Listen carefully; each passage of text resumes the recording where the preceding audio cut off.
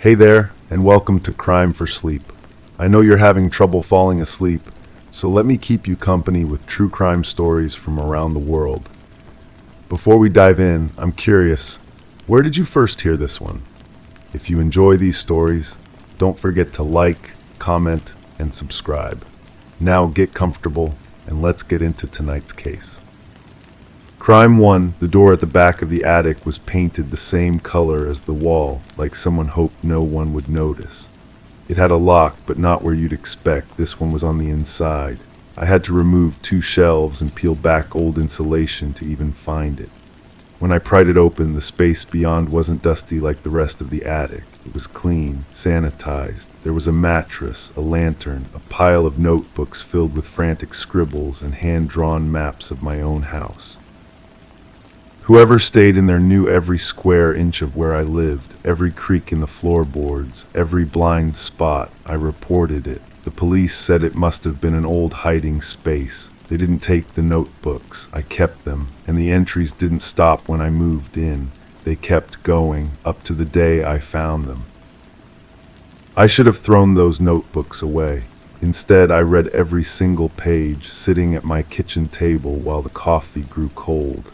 The handwriting changed throughout the entries, sometimes neat and careful, other times jagged and desperate. The person writing knew things about my house that even I didn't know, where the pipes ran behind the walls, which stairs creaked under pressure, the exact angle needed to see into my bedroom from the street. The first entry was dated 3 months before I bought the house. It described the previous owner's daily routine with disturbing precision. What she ate for breakfast, when she left for work, how she always checked the front door twice before going to bed. The entries followed her movements like a predator studying prey, but there was something else there too. A strange tenderness, concern for her well-being, worry when she seemed upset or tired. I called the real estate agent who sold me the house. She remembered the previous owner well, a quiet woman in her 60s who lived alone. She'd moved out suddenly, the agent said, claiming she needed to be closer to family. But when I pressed for details, the agent's voice changed. The woman had seemed frightened during the final walkthrough, jumpy. She kept looking up at the ceiling, even though they were only touring the main floor. The notebooks mentioned a routine I recognized. Every evening, footsteps would pace the length of the attic, slow, measured steps that stopped directly above my bedroom. I'd heard them too, but I'd assumed it was pipes settling or wind moving through loose boards. The writer described those same footsteps, but from the perspective of someone causing them. Someone who walked that same path every night, watching the house below come to life and then settle into sleep. There were sketches tucked between the written entries, floor plans drawn from memory showing furniture placement and daily routines. But some drawings showed things that had never been in my house. A rocking chair by the window, family photos on the mantel, a cat bed in the corner of the living room. These were memories of the previous owner's belongings, captured with the obsessive detail of someone who had watched her life unfold from above. I found the previous owner's forwarding address in old mail that had been left behind. She lived in a care facility now, 2 towns over. When I called, the staff said she rarely spoke to visitors, but they'd ask if she wanted to see me. She agreed immediately, as if she'd been waiting for this conversation. She was smaller than I'd imagined, with hands that shook when she poured tea.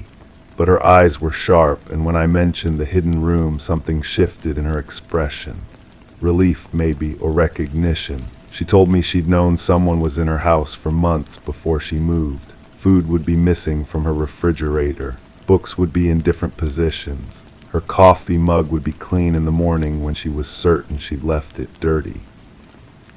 But the police had found no signs of forced entry, no broken locks or damaged windows. They suggested she might be experiencing memory issues, a common concern for someone living alone at her age. She stopped calling them after the 3rd visit. Instead, she started leaving small offerings, an extra cup of coffee on the counter, a sandwich wrapped in plastic. She told herself she was being kind to a homeless person who had somehow found shelter in her attic. The notebooks showed a different perspective. The writer expressed gratitude for these small gestures, but also growing anxiety. They knew she was aware of their presence, and they struggled with the ethics of their situation. Page after page detailed internal debates about leaving, but always concluded the same way. They had nowhere else to go. This house, this hidden space, had become their only refuge. The woman leaned forward when I described the notebooks. She asked if the writer had mentioned feeling cold. The attic entries frequently complained about temperature, describing how they wore multiple layers and wrapped themselves in old blankets found in storage boxes. She'd started leaving extra blankets in the attic, claiming she was organizing seasonal items. But really, she was trying to help someone she'd never seen but somehow cared about. I asked her why she'd never confronted the person directly. She was quiet for a long moment, stirring her tea with deliberate precision. Then she told me about the night she almost did. She'd climbed the stairs to the attic, flashlight in hand, ready to demand answers. But when she reached the top, she heard crying, soft, heartbroken sobs that seemed to echo through the walls. She stood there listening, and instead of anger, she felt something unexpected. Maternal instinct. This wasn't a dangerous intruder. This was someone who was lost. The final entries in the notebooks were different. The handwriting became erratic, filled with apologies and expressions of regret. The writer knew she was planning to move and felt responsible for forcing her from her home. They described watching her pack boxes, seeing her distress, and struggling with overwhelming guilt. The last entry was a goodbye letter, thanking her for her unconscious kindness and promising to disappear before the new owners arrived. But I'd found the notebooks after I moved in, which meant the writer had stayed at least long enough to document my arrival. The entries about me were different from those about the previous owner, more cautious, more fearful. I was younger, less predictable. I worked irregular hours and had friends over frequently. The safe routine the writer had grown accustomed to was gone. The woman reached across the table and touched my hand. Her skin was papery and cold. She asked if I'd found any recent entries, and I told her about the pages describing my own habits. She nodded as if this confirmed something she'd suspected. Then she said something that made my blood freeze. She'd received letters since moving to the care facility. No return address, but she recognized the handwriting. Someone was still watching, still writing, still documenting life in the house that was no longer hers. I drove home that evening with more questions than answers. The notebooks were still on my kitchen table, and I found myself reading them again with new understanding. This wasn't just a story about someone hiding in an attic. This was about two people who had developed an impossible relationship without ever meeting. A bond built on routine and mutual concern, sustained by small acts of kindness and careful observation. But something had changed when I moved in. The entries about me lacked the warmth that characterized those about the previous owner. I was an intruder in this strange dynamic, a disruption to a system that had somehow worked. The writer described watching me sleep, but not with protective concern. There was something else in those observations, something that made me understand why the entries had become fewer and more desperate. I checked the hidden room again that night. The mattress was still there, but now I noticed details I'd missed before.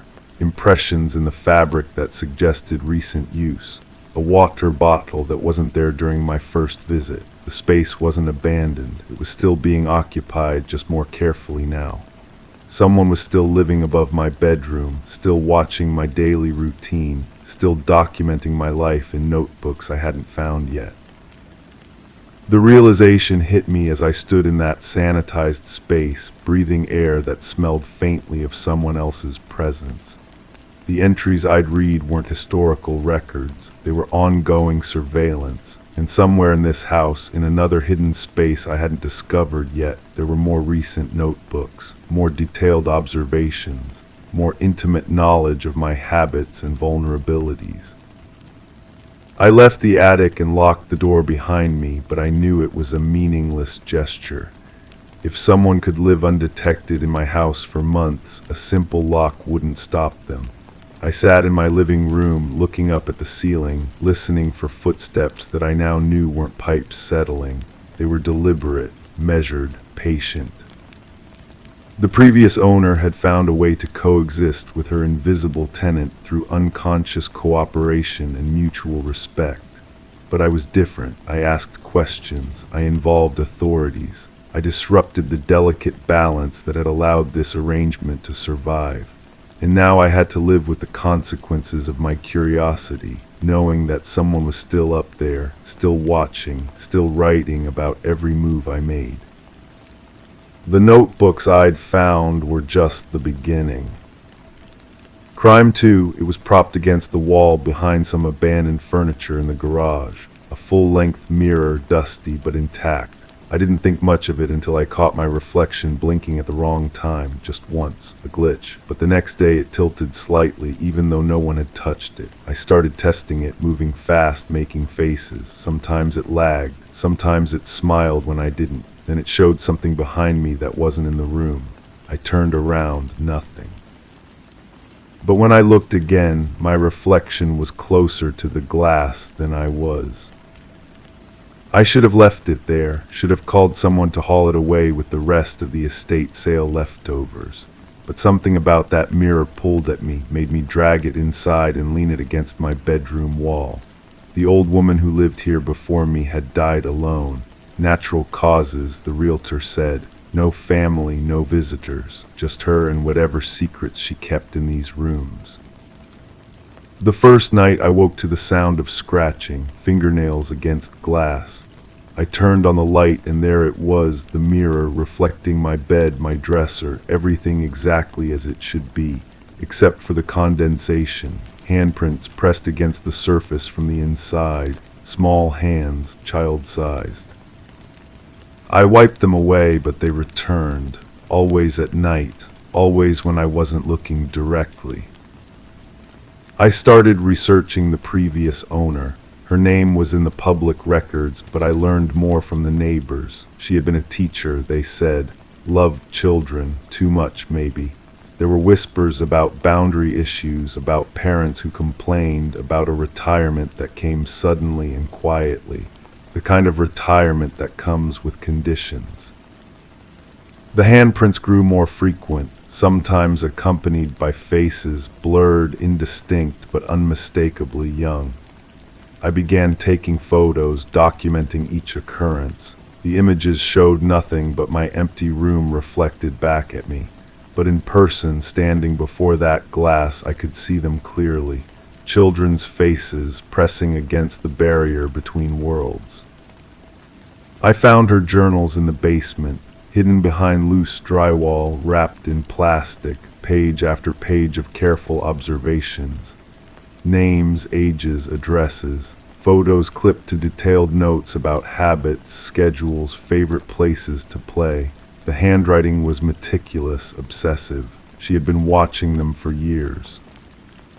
But it was the last entry that made my hands shake, a description of a mirror ritual. How to bind willing spirits to reflective surfaces, how to keep them close, keep them safe, how to make sure they would never leave her alone again. The children in the mirror began to move more frantically. Their mouths opened in silent screams. Their small fists pounded against the glass with increasing desperation. I realized they weren't trying to get out, they were trying to warn me. I found the first body while digging in her garden. The bones were small, fragile, carefully arranged in a shallow grave beneath the rose bushes. Then another, and another, 7 in total. All children who had gone missing over the years, all students from her classroom. The mirror showed me more now, not just the trapped faces, but scenes, memories. A woman's hands leading small figures into darkness. gentle voices becoming threats, trust transforming into terror. The mirror had witnessed everything, absorbed it all. I called the police, gave them the journals, led them to the graves. But when they examined the mirror, they saw only their own reflections staring back. The case made headlines. Serial killer discovered decades after her death. Justice served, they said. Closure for families who had never stopped searching. But I know better. I see the children still, clearer now than ever. They gather at the glass each night, no longer frightened but grateful. They want to stay. They've been alone too long to trust the light again. I should break the mirror, should shatter it into pieces and scatter them where they can never be reassembled.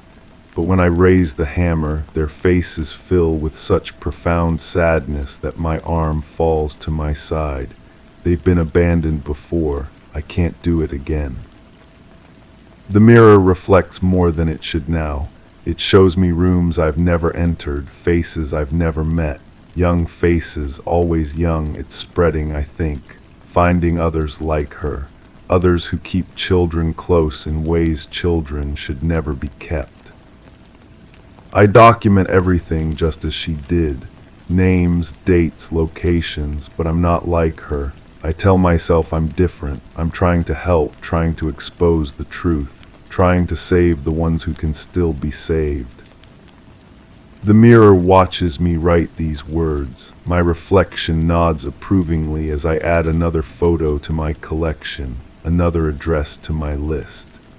The children press their hands against the glass, and for a moment I think I understand their whispered gratitude. They're not warning me anymore, they're recruiting me. And the most terrifying part is how natural it feels, how right, how protective I've become of these small, trapped souls who trust only me to keep their secrets safe. I look at my reflection and wonder if this is how it began for her too, with the best intentions, with love that slowly twisted into something else entirely. The mirror shows me a new face tonight. A child walking home from school, backpack bouncing with each step, alone, vulnerable, perfect. I pick up my camera and head for the door. The children in the mirror smile their approval, and I smile back. After all, someone has to protect them. Someone has to keep them safe. The mirror will show me the way. Crime 3, it was old, worn leather, the kind you'd expect to find in a dusty attic or a forgotten closet. I found it buried in my yard while planting tomatoes. No tag, no lock, just sitting there like someone left it for me to find. I opened it, expecting mold or maybe some ruined clothes. Instead, it was pitch black inside, too black. I reached in and couldn't touch the bottom. I shoved my entire arm in up to the shoulder, still nothing. I dropped a flashlight inside, didn't hit anything. Just vanished. That night, something started knocking from under my bed. The knocking wasn't random. 3 taps, pause, 3 taps, rhythmic, deliberate. I pressed my ear to the floorboards and listened. The sound seemed to come from somewhere deeper than my basement, deeper than the earth itself. I knew I should call someone, but who do you call when you find something that shouldn't exist? I carried the suitcase to my kitchen table and stared at it under the harsh fluorescent light. The leather was cracked but not rotted. Someone had cared for this thing once. I ran my fingers along the edges, feeling for hidden compartments or false bottoms. Nothing, just that impossible emptiness that seemed to swallow light itself. My neighbor had been watching me from her window. She always watched, but that morning she knocked on my door. Her face was pale, drawn. She asked about the digging in my yard. I showed her the suitcase. She stepped back like I'd shown her a snake. "Where did you say you found this?" "Under the oak tree, about 3 feet down." Her hands started shaking. She told me the previous owner had buried something there. A man who lived alone, kept to himself. He disappeared one winter, left everything behind. The police had searched but found nothing suspicious. just an empty house and a yard full of dead plants. That evening I called the station. The officer who answered remembered the case. The missing man had been reported by his sister, who lived across the country. She'd grown worried when he stopped returning her calls. They'd found his car in the driveway, keys on the kitchen counter, wallet untouched. No signs of struggle, no evidence of foul play. People disappear sometimes, the officer said, especially people who want to disappear. But I knew better now. I'd found what they'd missed. I spent the next few days at the library, searching through old newspaper archives. The missing man's name appeared in a few articles, always connected to the same story. A local investigation into missing persons that had never been solved. 5 people over 10 years, all vanished without explanation. All lived within a few miles of each other. All had been described by neighbors as quiet, private, unremarkable. The librarian noticed my research. She was older, had worked there for decades. She remembered when the disappearances were front-page news. People were scared, she said. Doors that had never been locked suddenly were. Children walked to school in groups, but then the stories stopped, the fear faded. Life moved on. I asked her about the man who'd lived in my house. She got quiet, glanced around like someone might be listening. She told me he'd come to the library often, always requesting the same type of books. Missing persons cases, unsolved mysteries, forensic science. He'd sit in the back corner, taking notes in a small leather journal. She'd found it odd but harmless. That night I dreamed about the suitcase. In the dream I could see to the bottom. It wasn't empty at all. It was full of things that had been lost. Keys, photographs, jewelry, shoes, personal belongings that had once mattered to someone. I woke with the taste of earth in my mouth. I started carrying the suitcase with me. It felt wrong to leave it alone in the house. People stared at it, but nobody asked questions. It was just an old suitcase after all. Nothing strange about carrying luggage. But I noticed how their eyes lingered on it, how they seemed to step away without realizing it. The knocking under my bed continued. 3 taps, pause, 3 taps. I tried ignoring it, tried drowning it out with music or television. But it was always there, patient and persistent. I started sleeping on the couch, but the sound followed me. It seemed to come from wherever I was trying to rest. One evening I met with the sister of the missing man. She'd driven across the country to see me, to see the house where her brother had lived. She was small, nervous, kept checking her phone like she was expecting a call. She told me about their childhood, how he'd always been fascinated by puzzles, by things that didn't make sense. He'd spent hours trying to solve problems that had no solutions. She mentioned his journal, the one the librarian had seen. The police had found it in his bedroom, but they'd returned it to her after the investigation stalled. She brought it with her, thought I might want to see it. The pages were filled with names, dates, locations, a careful record of the missing persons cases, but the final entry was different. It was just one line written in shaky handwriting. I understand now. They're not missing. They're waiting. I asked her what she thought it meant. She shrugged, but her eyes were scared. She'd been having dreams, she said.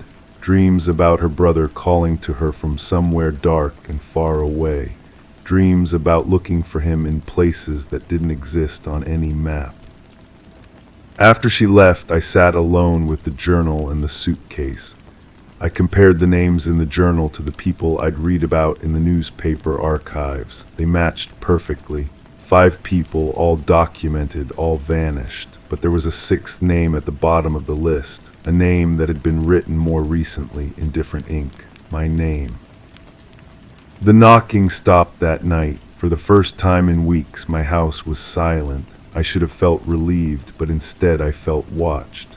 I carried the suitcase to my bedroom and set it on the floor next to my bed. I wanted to keep it close, to make sure it was still there when I woke up. But when morning came, I wasn't sure I'd slept at all. The suitcase was open, and I couldn't remember opening it. I stared into that impossible darkness and wondered if I was looking at the solution to a puzzle I'd never meant to solve. The missing people weren't missing, they were waiting, and now I understood what they were waiting for. I closed the suitcase and carried it back to the oak tree. I dug a hole exactly where I'd found it, exactly 3 feet deep. I placed it in the ground and covered it with earth. Then I went inside and packed my own bag, real luggage this time, with a bottom I could touch. I left the next morning, but I didn't go far. I found a motel across town and paid for a week in advance. I wanted to see who would move into my house, who would plant their own garden, who would dig their own holes. I wanted to see if they would find what I'd left for them. Because I understand now, we're all waiting for something. The question is whether we're brave enough to look for it or wise enough to leave it buried. Crime 4, there was no knock, no delivery slip, no sign anyone had been at the door. But there it was, sitting on my kitchen table, wrapped in brown paper, tied with black twine, no return address. I didn't open it right away. I waited, watched it. After a few hours, it started humming. Softly, when I cut the string, the paper almost unwrapped itself. Inside was a single glove, stained at the fingertips, and a USB drive. The files on it were video clips of me sleeping, cooking, crying in the shower. Some were filmed from angles I didn't even know existed. I sat there, the cold plastic of the drive warming in my palm, watching myself live a life I thought was private. The camera work was patient, deliberate. Someone had taken their time. The earliest file was dated 3 months ago. I remembered that day. I'd come home from work feeling watched, kept checking over my shoulder. I dismissed it as paranoia. The glove bothered me more than the videos. It was leather, expensive looking, with a particular pattern of wear along the thumb. The stains weren't random, they formed deliberate marks, almost like fingerprints pressed in reverse. When I held it up to the light, I could see dried specks of something dark embedded in the creases. I called the police first. Officer who came looked tired, like he'd seen this before. He bagged the evidence, took my statement, promised they'd look into it. His voice carried the weight of cases that never got solved. As he left, he paused at my door, glanced back at the kitchen table where the package had been. "You sure you don't know anyone who might have access to your place?" The question hung in the air long after he was gone. I started noticing things I'd overlooked before. My spare key, the one I kept under the flower pot, had been moved slightly. The dust pattern on my bedroom dresser showed someone had been through my things. Clothes were folded differently. My toothbrush was wet when I woke up one morning, though I hadn't used it yet. The building manager was helpful but nervous. He fumbled with his keys when I asked about maintenance requests, mentioned there'd been some confusion about which units needed work. Someone had requested access to my apartment for a plumbing issue I'd never reported. He'd given them the key, assumed I'd called it in. The work order had my signature, but looking at it now, something about the handwriting seemed off. I found myself studying everyone differently. My neighbor across the hall, who always seemed to be coming or going whenever I was. The maintenance worker who'd been particularly friendly during recent repairs. Even my coworker who'd been asking unusual questions about my routine, my schedule, whether I lived alone. The videos kept coming. New packages appeared despite changing the locks, installing additional security. Each one contained more footage, older dates. Someone had been watching me for far longer than I'd realized. The angles suggested they'd been inside my apartment repeatedly, setting up cameras, moving them, adjusting their view. But it was the glove that led me to the truth. I'd been wearing it absently, trying to understand its significance, when I noticed how perfectly it fit. Not just my hand, but the specific way I held things, the exact curve of my fingers. The wear patterns matched my grip precisely. The stains aligned with old cuts on my knuckles, marks from accidents I'd forgotten about. I found the second glove in my own drawer, buried beneath winter clothes I hadn't touched in months. It was identical down to the stains. Both gloves were mine. I'd owned them for years, used them for gardening, for cleaning. The realization made my skin crawl. The USB drives weren't from a stalker, they were from me. Hidden cameras throughout my apartment, set up methodically over months. Motion sensors that activated recording when I was alone. Files organized by date, labeled with clinical precision. My own handwriting on installation notes, mapping optimal angles for surveillance. But I had no memory of any of it. The police report I'd filed was already in my possession, a copy tucked between pages of a notebook I didn't remember keeping. My handwriting filled the margins with observations about my own behavior, schedules, patterns, details about when I slept, what I ate, how I moved through my daily routine. There were other notebooks, dozens of them, all in my handwriting, documenting a life I was living but not remembering, plans for enhanced surveillance, shopping lists for camera equipment, sketches of my apartment layout with optimal recording positions marked. The packages weren't being delivered. I was creating them, wrapping them, placing them where I'd find them later. The brown paper came from a roll hidden in my closet, the black twine from a spool in my kitchen drawer. My fingerprints were on everything. But why couldn't I remember? Medical records I didn't recall requesting showed a pattern of memory issues, gaps in my recollection that had been worsening over months. Appointments with specialists I had no memory of keeping. Prescriptions for medications I'd never seen before, though the bottles were in my medicine cabinet with pills missing according to the prescribed schedule. The deeper I dug, the less I recognized my own life. Bank statements showed purchases I couldn't recall. Travel records indicated trips I had no memory of taking.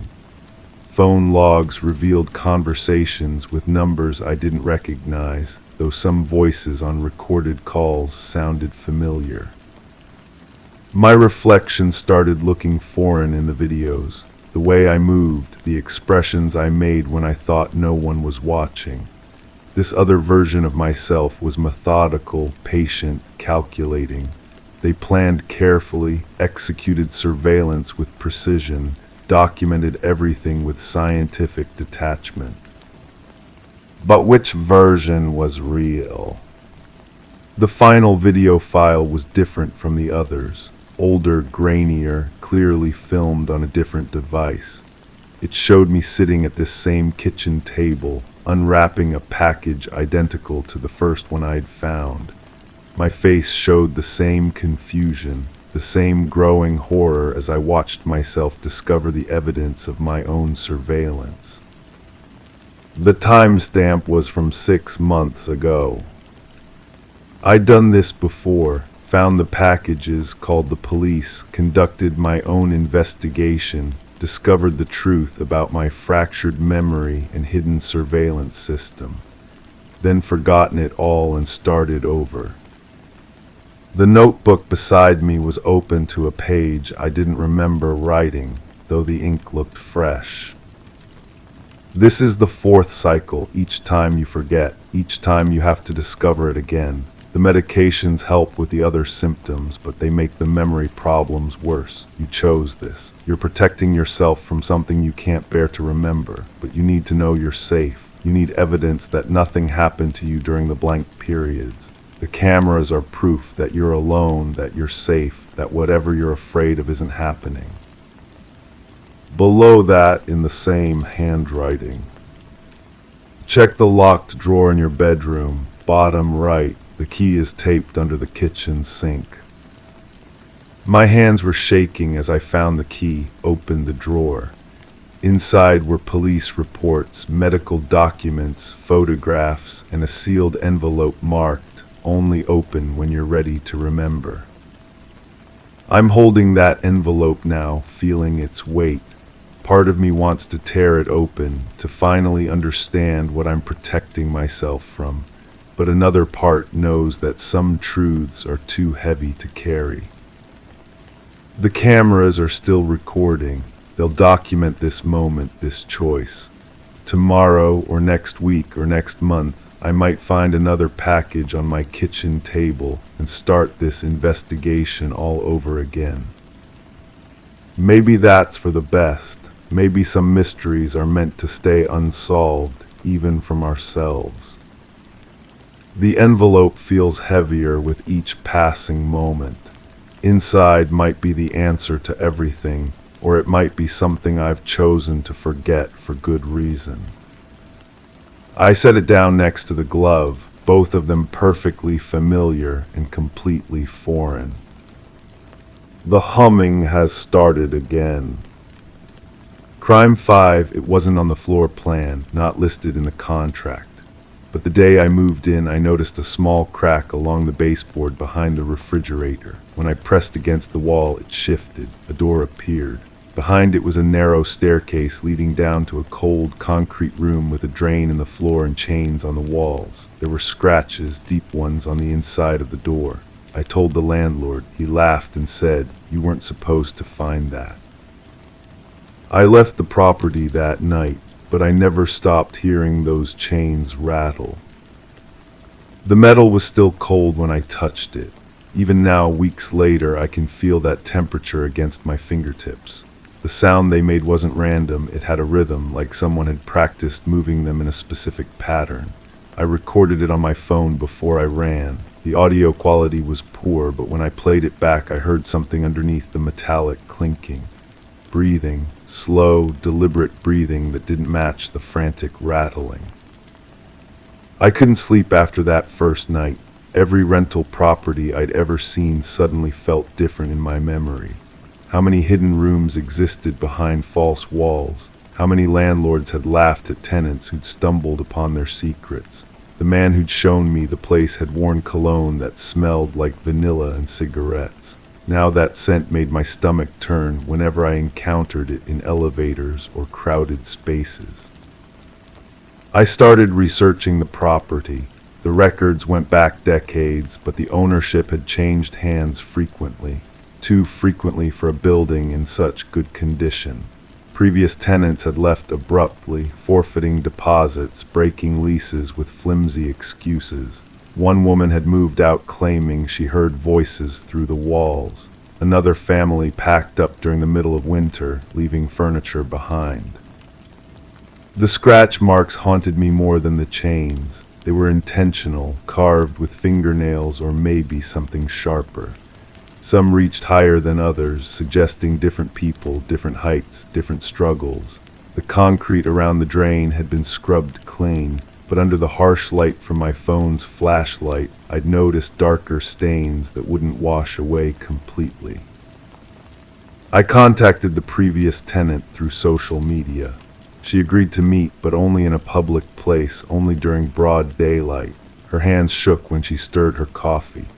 She told me about sounds at night, about feeling watched through walls that shouldn't have eyes behind them, about finding her personal items moved to places she'd never put them, about the landlord's visits that became more frequent, always with excuses about maintenance checks that never resulted in any actual repairs.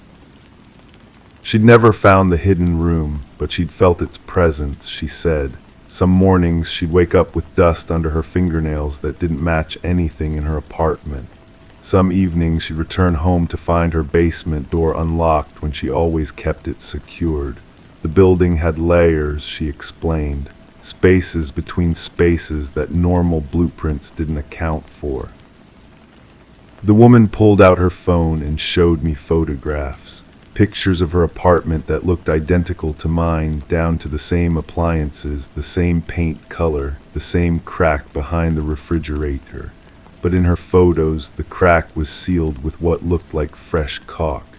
Someone had hidden the entrance after she'd moved out, then reopened it before my arrival. We talked for hours. She mentioned other tenants, people who'd lived there during different periods, all with similar stories. The building seemed to cycle through residents in a pattern. Young professionals, usually single, usually new to the area. People with minimal local connections, people whose disappearances might go unnoticed for longer periods. The landlord had specific criteria, she realized. He was selective in ways that had nothing to do with credit scores or employment history. That evening I drove past the building. My former apartment's windows were already lit with different furniture arrangements. Someone new had moved in.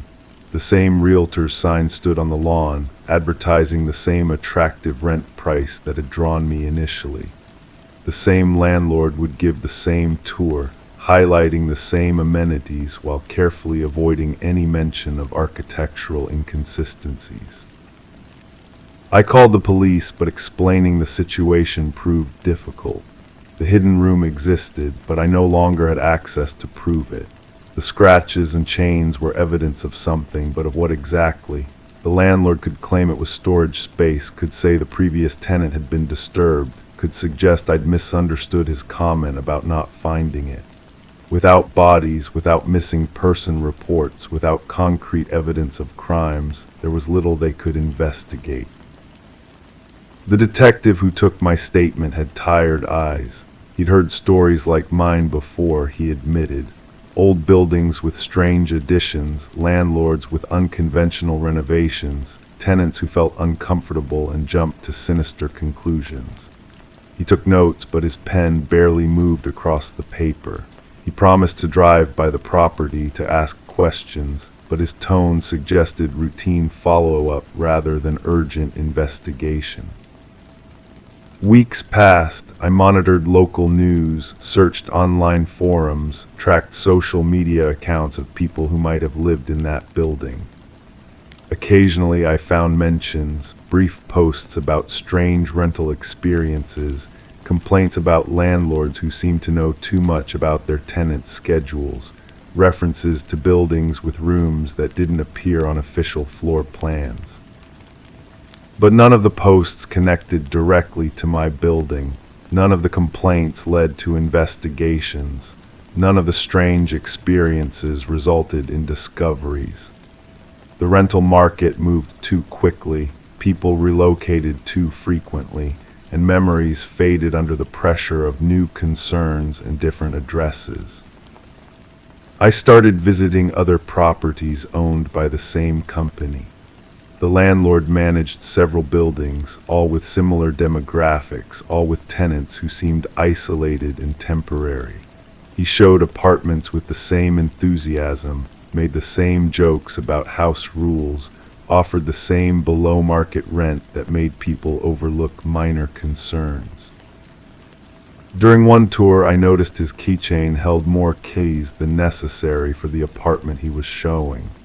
Small keys, old keys, keys that looked hand-cut rather than machine-made. When I asked about storage space, he paused slightly before explaining the building's limited basement access. When I mentioned security, he assured me that privacy was his primary concern for all residents. The woman I'd met for coffee stopped responding to my messages. Her social media accounts went silent. Her phone went straight to voicemail with a generic recording. I drove past her new apartment building, but the management company said she'd moved out suddenly, providing no forwarding information. Another abrupt departure, another forfeited deposit, another person who'd simply vanished from the rental market. I realized then that my investigation had become visible. Too many questions, too many connections, too much attention to patterns that were meant to remain unnoticed.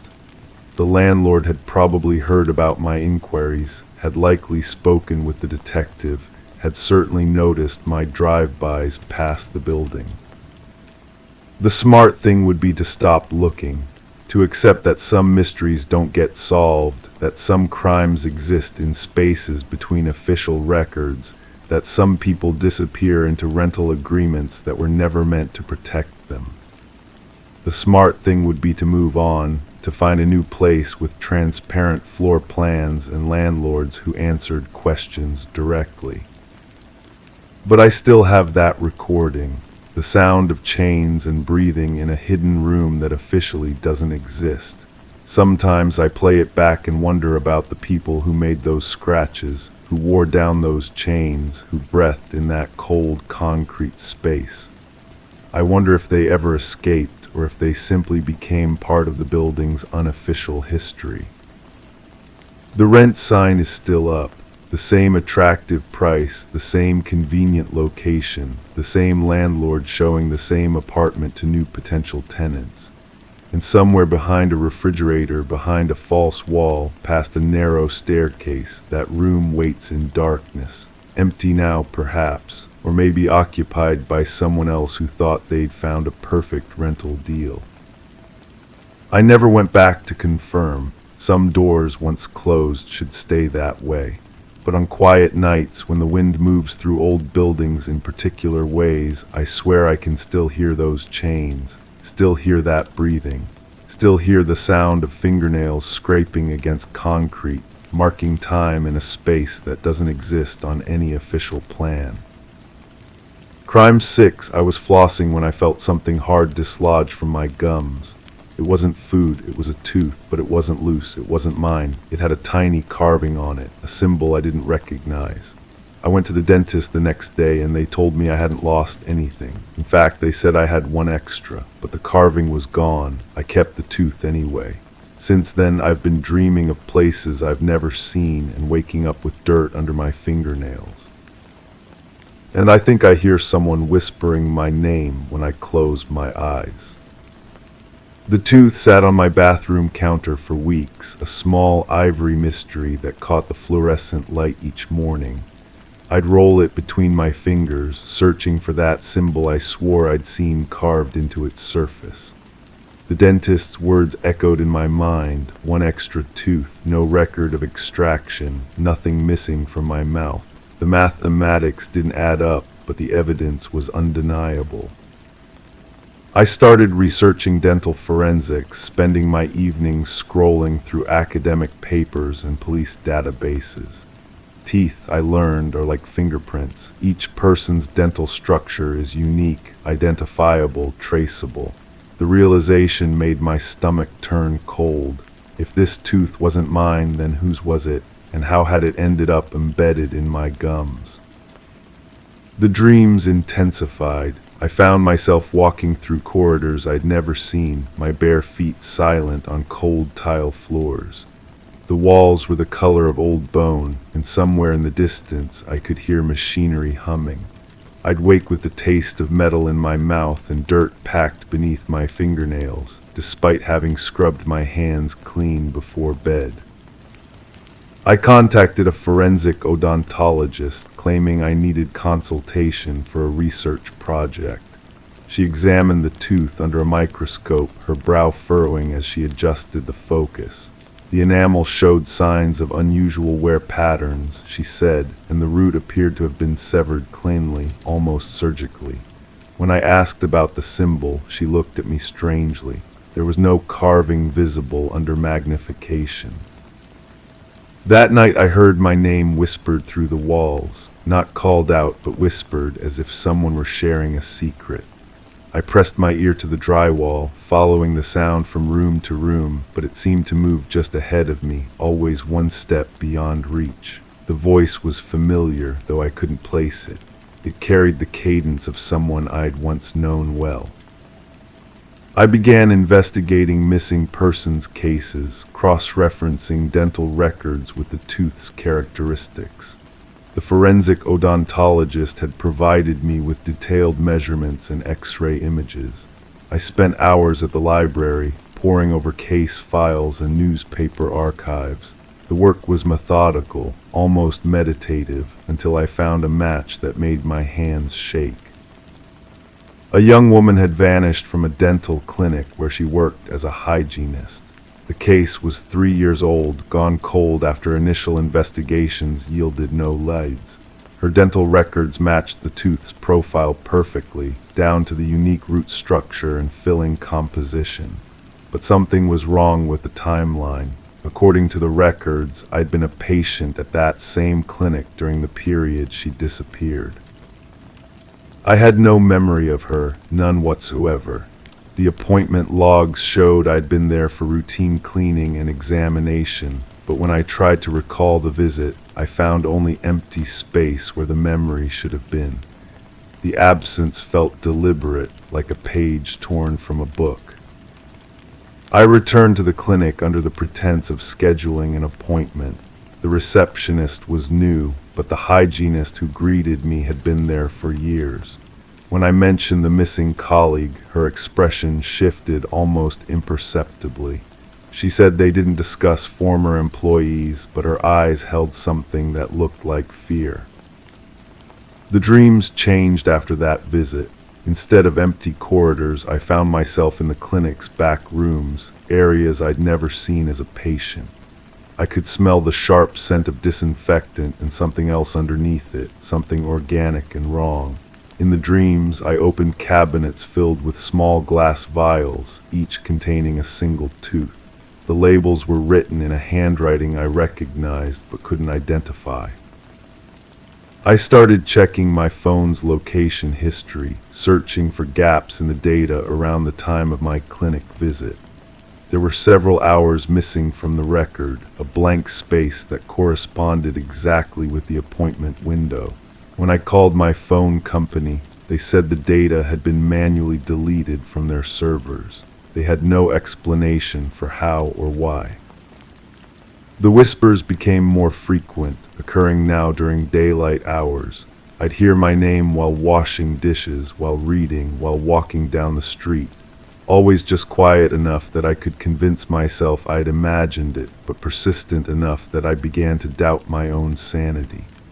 The voice was definitely female, definitely familiar, but trying to place it was like grasping at smoke. I hired a private investigator to look into the clinic's history. What she found made my skin crawl. There had been other disappearances over the years, patients who'd come in for routine procedures and simply vanished afterward. The cases were spread across different jurisdictions, never connected by law enforcement, but the pattern was undeniable once you knew to look for it. The investigator also discovered that the clinic had been conducting experimental procedures, possibly without proper consent or documentation. There were allegations of memory suppression techniques, of patients being sedated beyond medical necessity. Nothing had ever been proven, but the whispers in the medical community were persistent and disturbing. I confronted the hygienist again, this time armed with the investigator's findings. She broke down, admitting that she'd seen things she couldn't explain. Patients who came in coherent but left confused and disoriented. Procedures that lasted far longer than scheduled. And the missing colleague, she said, had been asking too many questions before she disappeared. The truth, when it finally emerged, was worse than I'd imagined. The clinic had been harvesting teeth from unconscious patients, replacing them with synthetic substitutes that would dissolve over time. The extracted teeth were being sold to collectors on the black market, where human remains commanded high prices for ritualistic purposes. The missing hygienist had discovered the scheme and threatened to expose it. But I still couldn't remember what had happened to me during my appointment. The gap in my memory remained stubbornly intact, despite hypnotherapy and other techniques suggested by trauma specialists. The investigator suspected I'd been given a combination of sedatives and memory-suppressing drugs, common in cases where victims needed to be silenced without their knowledge. The tooth in my possession wasn't just evidence of a crime. It was a message left behind by someone who wanted the truth to surface. The hygienist had somehow managed to plant it in my mouth during my procedure, knowing I'd eventually discover it and begin asking questions.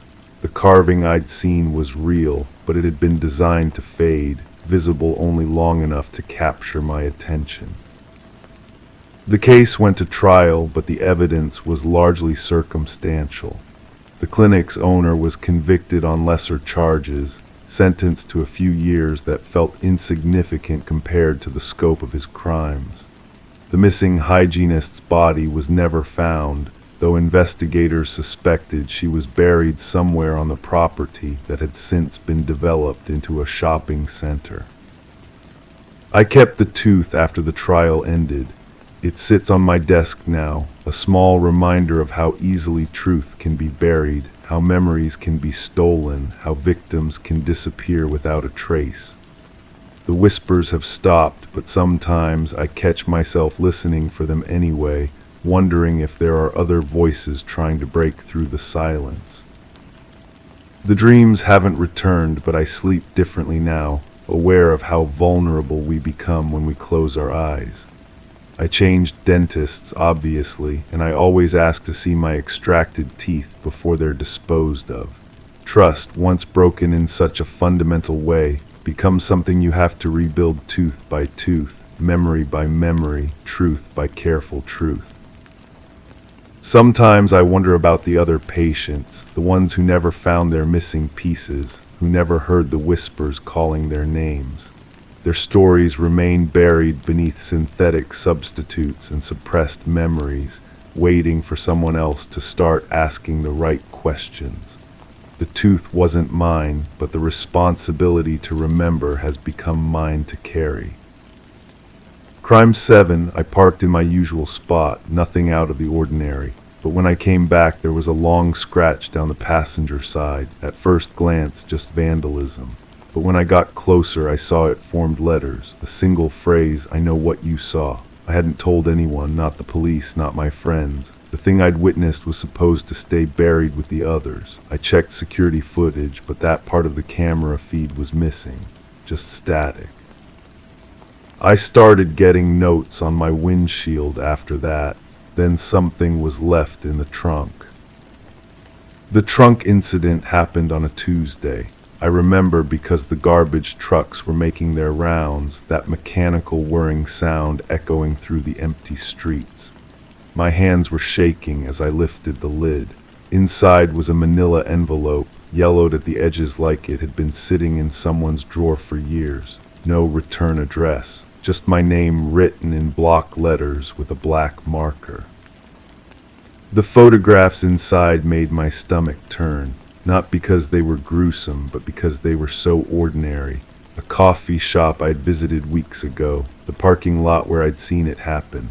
The same spot where that woman had gotten into the car she'd never come home from. But these photos weren't taken by police. The angles were wrong, too personal, too close. Someone had been watching me watch. I drove to the coffee shop the next morning. The barista recognized me immediately, that forced smile people give when they're uncomfortable. Her name tag read Sarah, but her eyes said she knew more than she was letting on. When I ordered my usual, she leaned across the counter and whispered that someone had been asking about me. A man in a gray jacket. He'd shown her the same photos I'd found in my trunk. The woman who disappeared had been a regular too. She'd always sat in the corner booth, typing on her laptop with the intensity of someone racing against deadlines. The barista remembered her because she'd left her coffee cup behind that final morning, still warm when they found it, still full. I started carrying the envelope with me everywhere. The weight of it in my briefcase became a constant reminder that someone was orchestrating this carefully. The photos weren't random. They told a story, my story, the story of someone who'd been in the wrong place at the wrong time and had chosen silence over action. The man in the gray jacket appeared again, this time at the grocery store. I spotted him in the produce section, pretending to examine apples while watching me through the security mirror. When our eyes met, he didn't look away. Instead, he smiled and placed a small piece of paper next to the bananas. I waited until he left before retrieving it. Another message. She trusted him too. That phrase echoed in my mind as I drove home. The woman who disappeared had known her attacker. The way she'd gotten into the car so willingly, no struggle, no hesitation. She'd trusted him, and I'd watched it happen from my apartment window, too far away to see faces clearly, too shocked to react quickly enough. The police report I'd filed was vague. A woman, mid-30s, brown hair, got into a silver sedan. License plate partially obscured. The officer taking my statement had seemed distracted, checking his phone between my sentences. He told me they'd look into it, but his tone suggested otherwise. Cases like this happened all the time. People changed their minds, went back to abusive partners, left town without warning. But I knew what I'd seen. The way her body had gone rigid when she realized something was wrong. The brief moment when she looked up at my window as if sensing someone watching. The car had driven away too quickly, tires squealing against the asphalt. The photographs in the envelope showed me standing at that same window. Someone had been watching me watch. The realization that I'd been observed during such a private moment of moral failure made my skin crawl.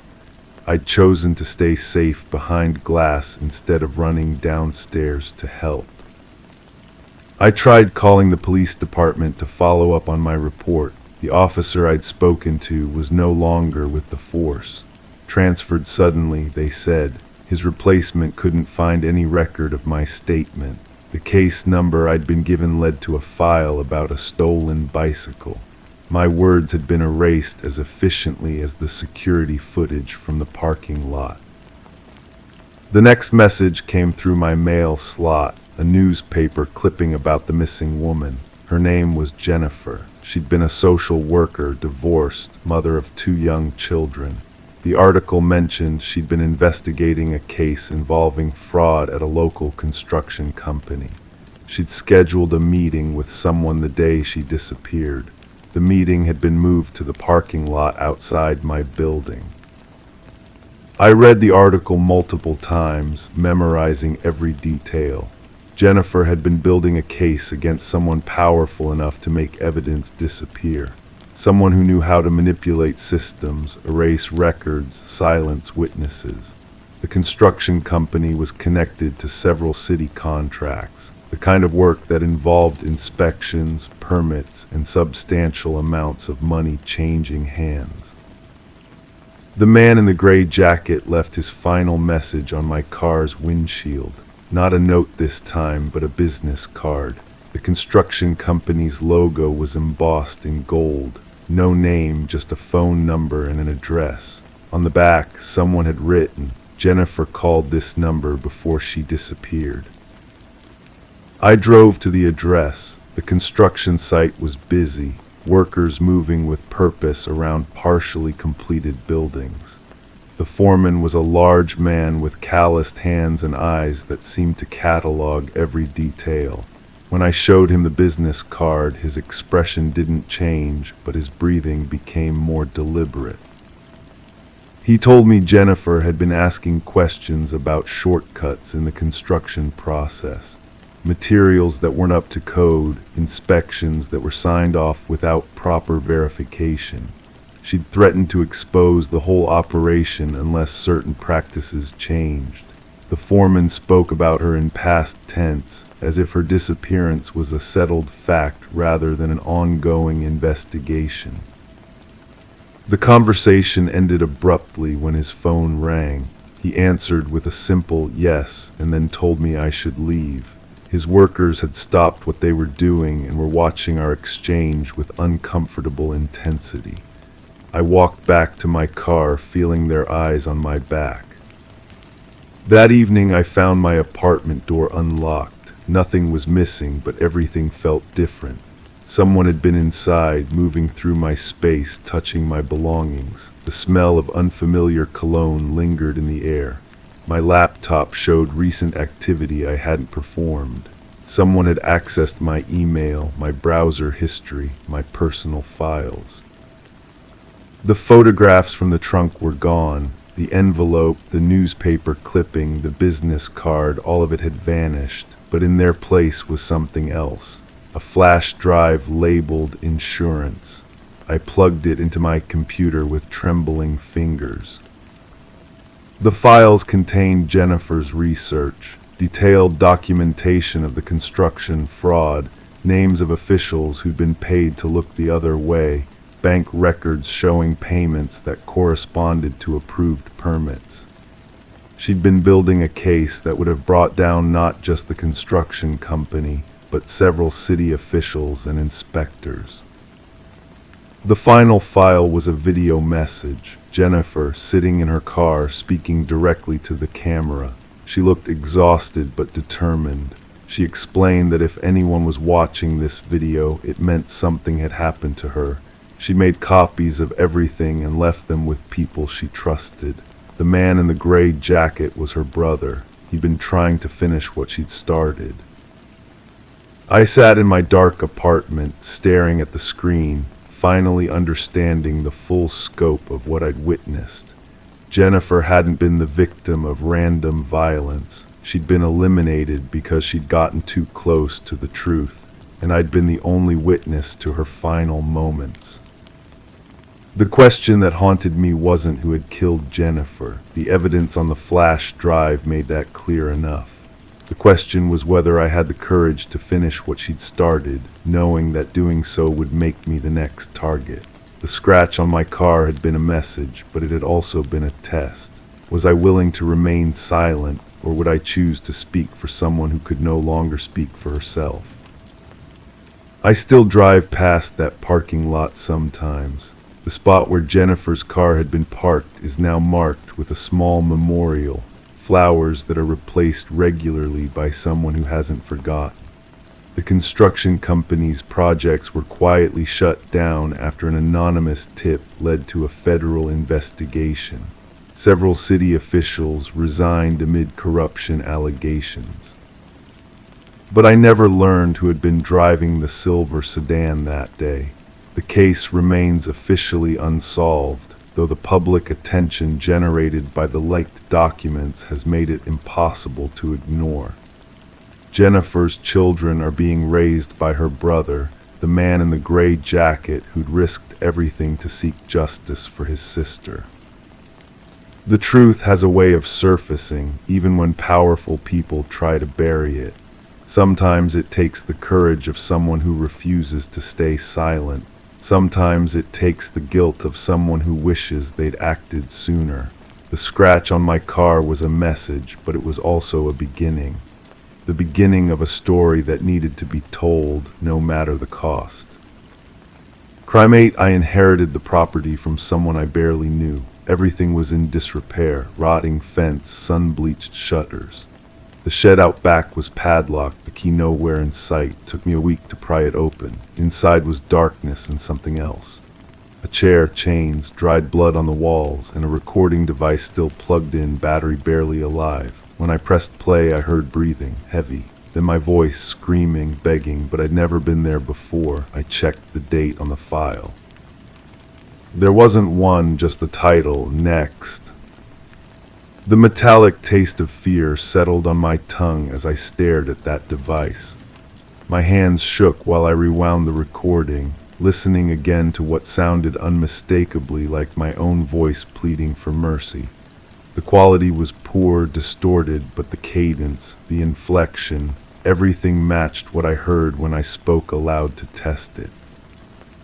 I backed out of the shed, stumbling over rusted tools scattered across the floor. The smell hit me then, something sweet and rotten that clung to the stagnant air. I'd noticed it when I first opened the door, but dismissed it as typical decay from years of neglect. Now it felt deliberate, purposeful. The property had belonged to someone whose name appeared on legal documents I'd signed without much thought. A distant relative, the lawyer had explained. Someone who'd left me everything in there will, despite our lack of contact. I'd been grateful for the unexpected inheritance, seeing it as a chance to start fresh somewhere quiet. But nothing about this place felt like a gift anymore. I spent the next few days avoiding the shed while researching the property's history. The previous owner had lived here alone for decades, rarely seen by neighbors, groceries delivered, bills paid by automatic transfer. A hermit, people said, harmless, the kind of person who preferred solitude to human contact. Yet the recording suggested something far more sinister. I returned to the shed with a flashlight, forcing myself to examine every corner. The chair was positioned facing the door, leather straps attached to the armrests. The chains were bolted to the floor, their length suggesting they could reach most areas of the small space. On a makeshift table sat other devices, cameras, microphones, equipment I couldn't immediately identify. Everything was coated in dust except for the recording device, which showed signs of recent handling. Someone had been here after the previous owner's death, before I'd inherited the property. Someone who knew about this room and what it contained. I found notebooks hidden beneath a loose floorboard, pages filled with handwriting I didn't recognize, documenting dates, descriptions of sessions, detailed observations about subjects' reactions to various stimuli. The entries span years, describing dozens of people by physical characteristics rather than names, height, weight, hair color, distinguishing marks. One entry made my blood run cold. The description matched me perfectly, down to a small scar on my left hand from a childhood accident. But the date listed was from 3 months ago, well before I'd inherited the property or even knew it existed. The handwriting became increasingly erratic in later entries, as if the writer was losing control or becoming more agitated.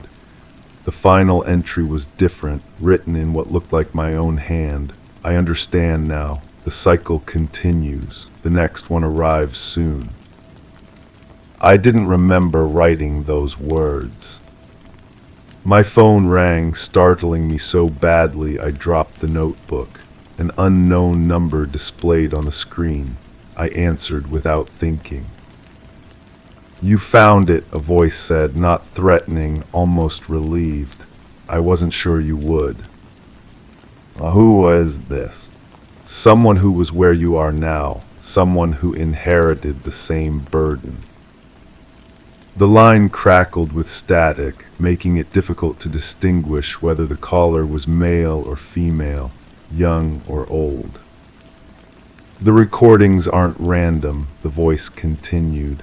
"They're predictions, possibilities.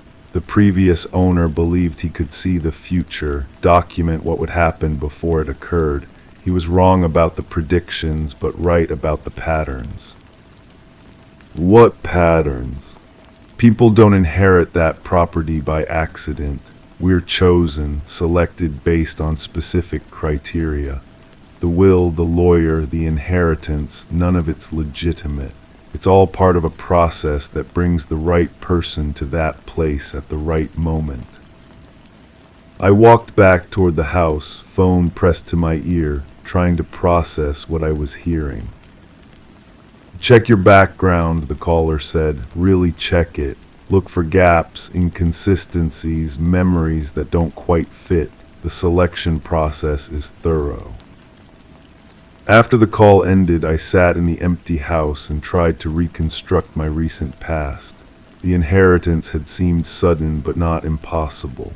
Distant relatives die, lawyers track down beneficiaries, property changes hands. But when I called the law firm that had handled the paperwork, no one answered. The address led to an empty office building. The bank account that had supposedly belonged to the previous owner showed no transaction history beyond the property transfer. The death certificate, when I requested a copy, came back as unverifiable. No record of anyone by that name dying recently in any nearby jurisdiction. I was living in a house that had been transferred to me by someone who might not have existed, inheriting a property that contained evidence of crimes I couldn't prove had been committed. The worst part was the growing certainty that I'd been here before, despite having no conscious memory of it. The layout of the house felt familiar, as if I'd walked these halls in dreams. The smell in the shed triggered recognition I couldn't place, and the recording of my voice remained unexplainable. I found myself returning to the shed repeatedly, drawn by a compulsion I couldn't resist. Each visit revealed new details I'd missed before, scratches on the walls that might have been left by fingernails, stains on the floor arranged in patterns that suggested repeated use. A calendar marked with dates that corresponded to nothing in my own life but felt significant nonetheless. The recording device contained dozens of files, all titled with single words: next, again, soon, now. Some featured voices I didn't recognize, others contained only silence or ambient sound, but several included what sounded like my voice in various states of distress, recorded at different volumes and with different acoustic qualities, as if captured in multiple locations over an extended period. I never found evidence of other victims, no missing person reports that matched the physical descriptions in the notebooks, no news stories about disappearances that might connect to the property. It was as if the crimes existed in a bubble, isolated from the broader world, affecting people who wouldn't be missed or whose absence wouldn't be investigated.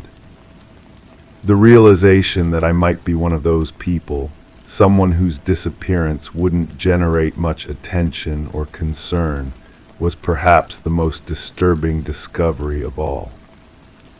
I still live in the house, I still visit the shed.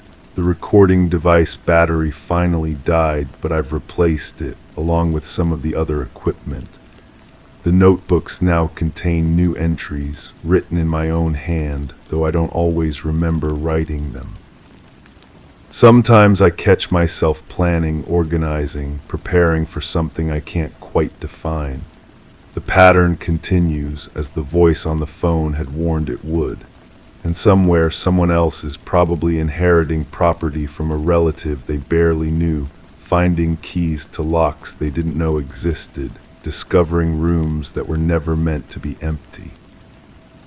The cycle doesn't break, it just finds new participants, new locations, new recordings titled Next. Crime 9, I moved in because it was cheap, too cheap. The building manager said it was a last-minute listing. I didn't ask questions, but the hallway to my unit is longer than it should be. The walls are too narrow, and my windows don't face the street, they face a brick wall. I checked the city records. My apartment number doesn't exist. The unit isn't listed anywhere. I tried talking to neighbors, but none of them have ever seen me enter or leave. One even swore the door wasn't there last week. I tried to move out. The exit is gone. The first thing I noticed wasn't the missing exit. It was the smell, sweet and metallic, like pennies left in sugar water. It lingered in the corners where the wallpaper peeled, seeping through cracks I couldn't see. I blamed it on old pipes, poor ventilation. Buildings this age carry decades of accumulated scents, but this was different. This was fresh. I've been documenting everything since I realized something was wrong. Not because I'm paranoid, but because I needed proof, evidence that I wasn't losing my mind. The photos on my phone showed the same cramped hallway, the same impossible geometry, but when I scrolled through them, I noticed shadows that shouldn't exist, shapes moving just outside the frame. The building manager never returned my calls after that first meeting. I remember his hands shaking when he handed me the keys, sweat beading on his forehead despite the cold. He kept glancing at the elevator doors as if expecting someone to emerge. When I asked about the previous tenant, he said the unit had been vacant for months, but there were still groceries in the refrigerator when I moved in. Milk that hadn't expired, bread still soft. I started talking to the other residents during those early weeks. The woman in the unit next door claimed she'd lived here for 15 years. She knew every tenant, every face, but when I mentioned my apartment number, her expression changed. She stepped back, studying my face like she was trying to place me in a lineup. Then she closed her door without another word. The man 2 floors down was more talkative. He'd been the unofficial building historian, he said, keeping track of who came and went. He had photos, newspaper clippings, rental agreements spanning decades. We sat in his kitchen while he pulled out boxes of documents. I watched him flip through page after page, searching for any mention of my unit. His fingers moved frantically, desperate to find something, anything. Finally, he looked up at me with eyes that held too much understanding. The blueprints at City Hall told a different story. According to official records, my floor had only 8 units. I lived in what should have been number 9. The clerk was helpful, pulling blueprint after blueprint, cross-referencing building permits and fire safety inspections. Every document confirmed the same impossible truth. The space I inhabited shouldn't exist. I brought a measuring tape home that night.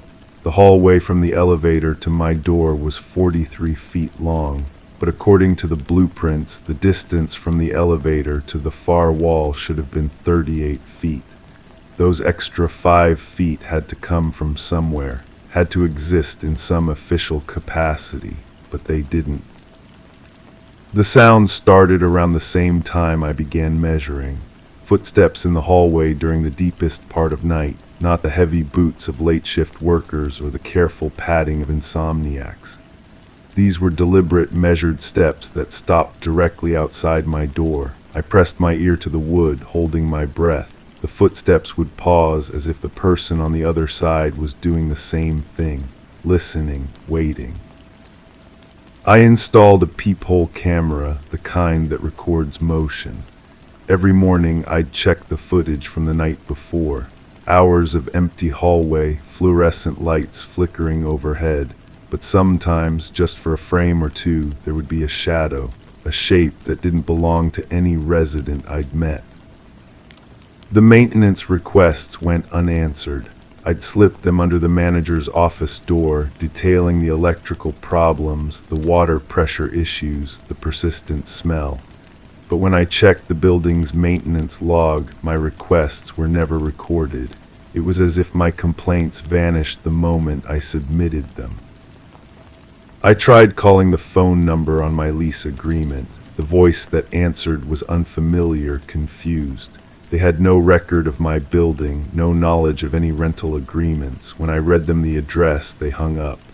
I called back repeatedly, getting the same response each time. Wrong number, no such property. Please stop calling.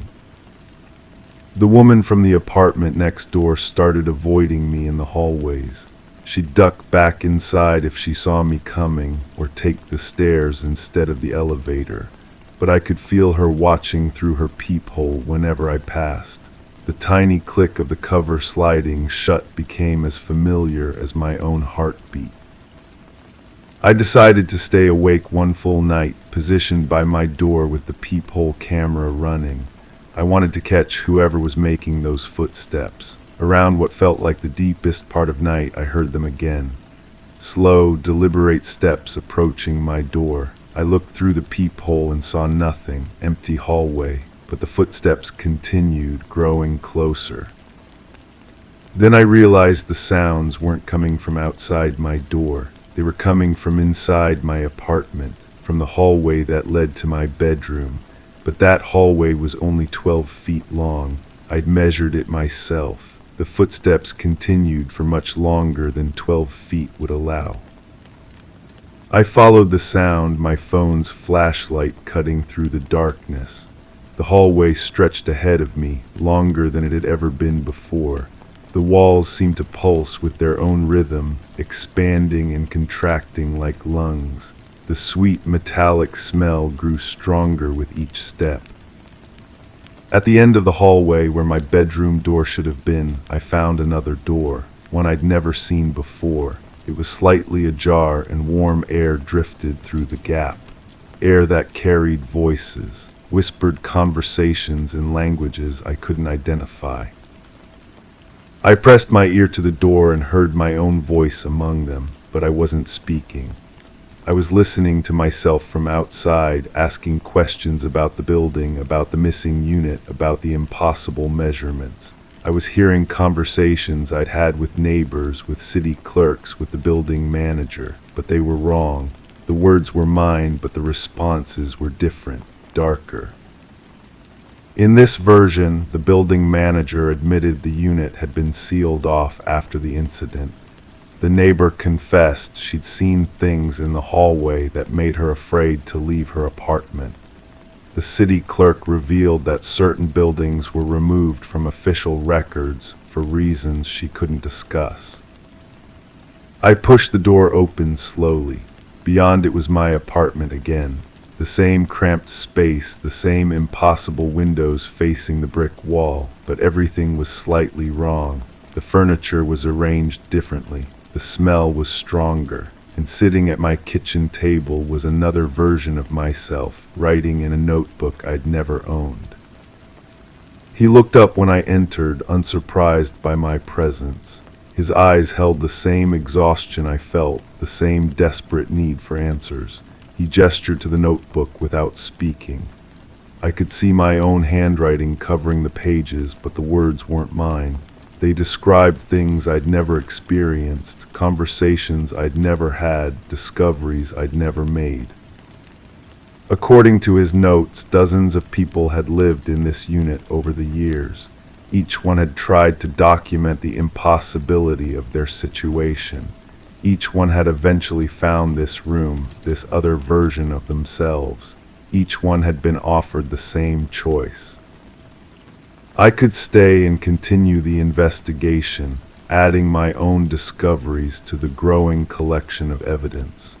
Or I could walk back through that door and forget everything I'd learned, return to the simple assumption that I lived in an apartment that was cheap because the market allowed it to be cheap. The other version of myself was still writing when I made my decision. His pen moved across the page in smooth, confident strokes, recording details I was only beginning to understand. He seemed content with his role as documenter, as keeper of impossible truths. I walked back through the door and found myself in my normal apartment again. The hallway was the right length. The smell was gone. My phone showed no unusual photos, no recordings of phantom footsteps.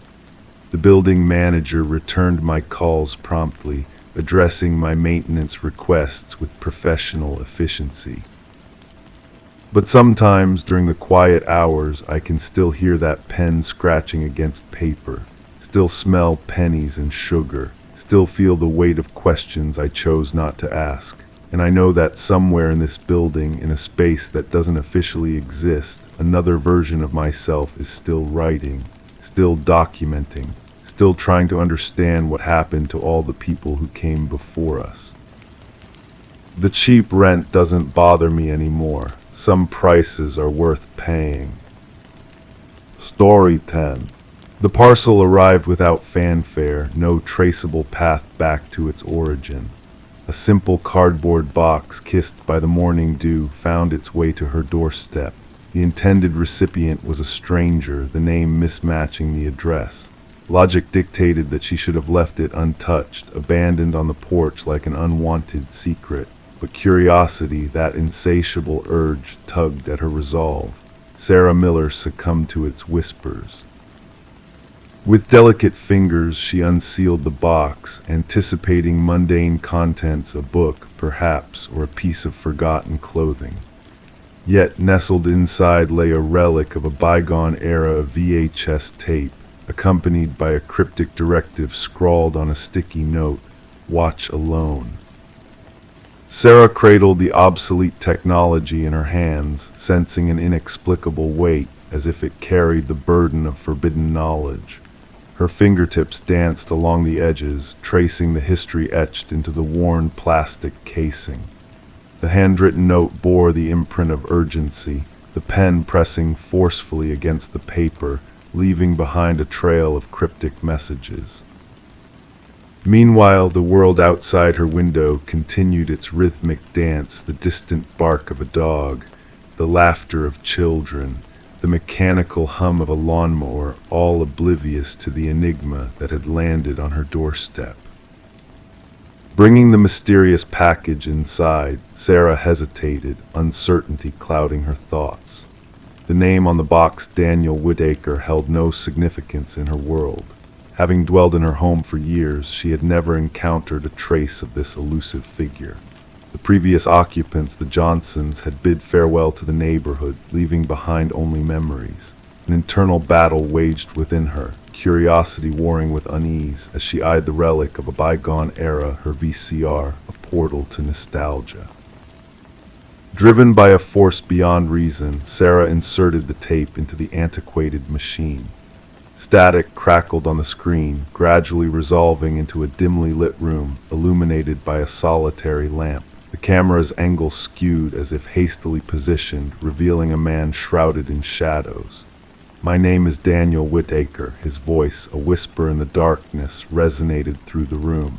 "If you're watching this, they've found you, and they'll find me as well."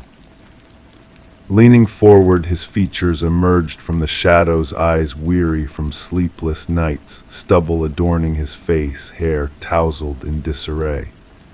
"I am innocent," he declared, the weight of his words palpable, "but they've woven a web of deceit around me, linking me to a crime I never committed." As the camera trembled in his grasp, the room's sparse furnishings came into view, a barren space, devoid of comfort, a temporary sanctuary for a man on the run. "They planted evidence," Whitaker continued, desperation lacing his words. "The official narrative paints me as a killer, entangled in a web of lies. But I swear to you, I never laid eyes on Catherine Walsh until her lifeless form graced the news." His voice quivered with emotion. "She was murdered in cold blood, and my innocence was sacrificed at the altar of deception."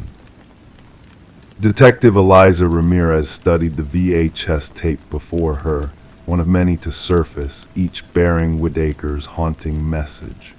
The narrative unfurled before her, a tale of betrayal, manipulation, and a truth obscured by shadows. The case of Catherine Walsh, initially a straightforward murder investigation, had morphed into a labyrinth of conspiracy and intrigue. The detective's meticulous investigation revealed a sinister underbelly, a pharmaceutical giant, Pharmacorp, entangled in a web of deceit and subterfuge.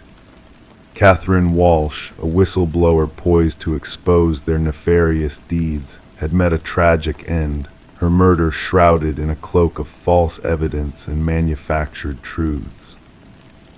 As Ramirez delved deeper, anomalies surfaced, evidence too perfect, testimonies too rehearsed, and surveillance footage conveniently corrupted. The pieces of the puzzle began to align, painting a picture of corruption and malice. Sarah Miller received a second package, a trove of incriminating documents linking Pharmacorp to Walsh's demise. Collaborating with Ramirez and other recipients of Whitaker's mysterious missives, they uncovered a trail of breadcrumbs leading to the heart of the conspiracy. Whitaker, an unwitting pawn in a game of shadows, had stumbled upon a truth that threatened to upend a powerful empire. The revelation came in the form of a reflection, a glimpse of a storage unit in the background of Whitaker's recording. Guided by this clue, Ramirez and Sarah unearthed irrefutable evidence of Pharmacorp's treachery, meticulously documented in Whitaker's journal. Justice, a slow and steady reckoning, unfolded as the conspirators were exposed, their misdeeds laid bare for the world to see. Executives fell, the truth triumphed, and a man wrongfully accused found redemption in the face of overwhelming odds.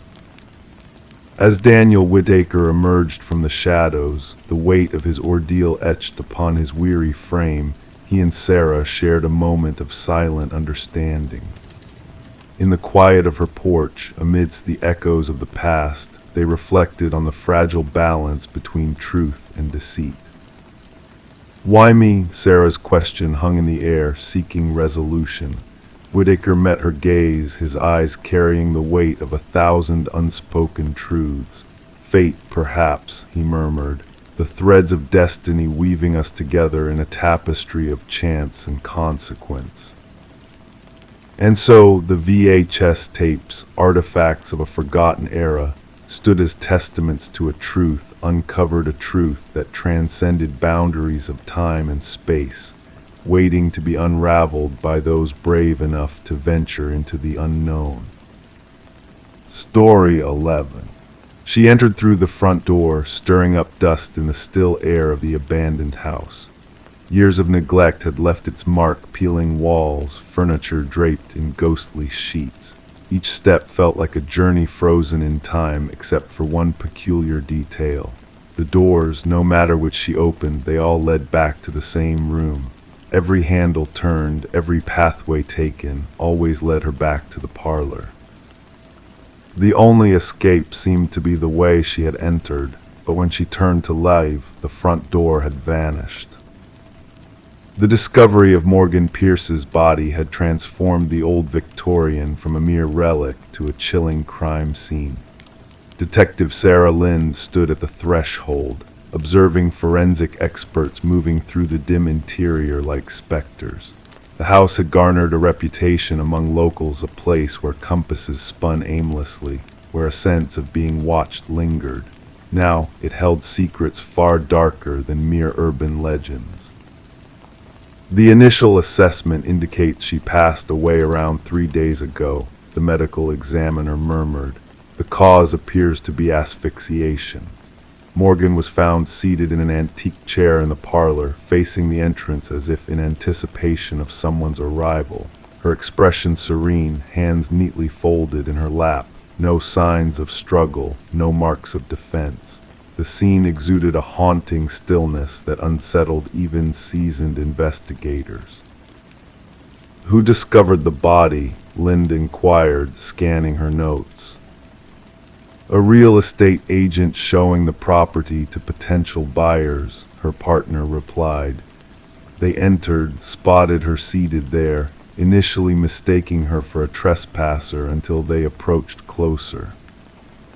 The house had remained uninhabited since the passing of its previous owner, Eleanor Blackwood, nearly 5 years prior.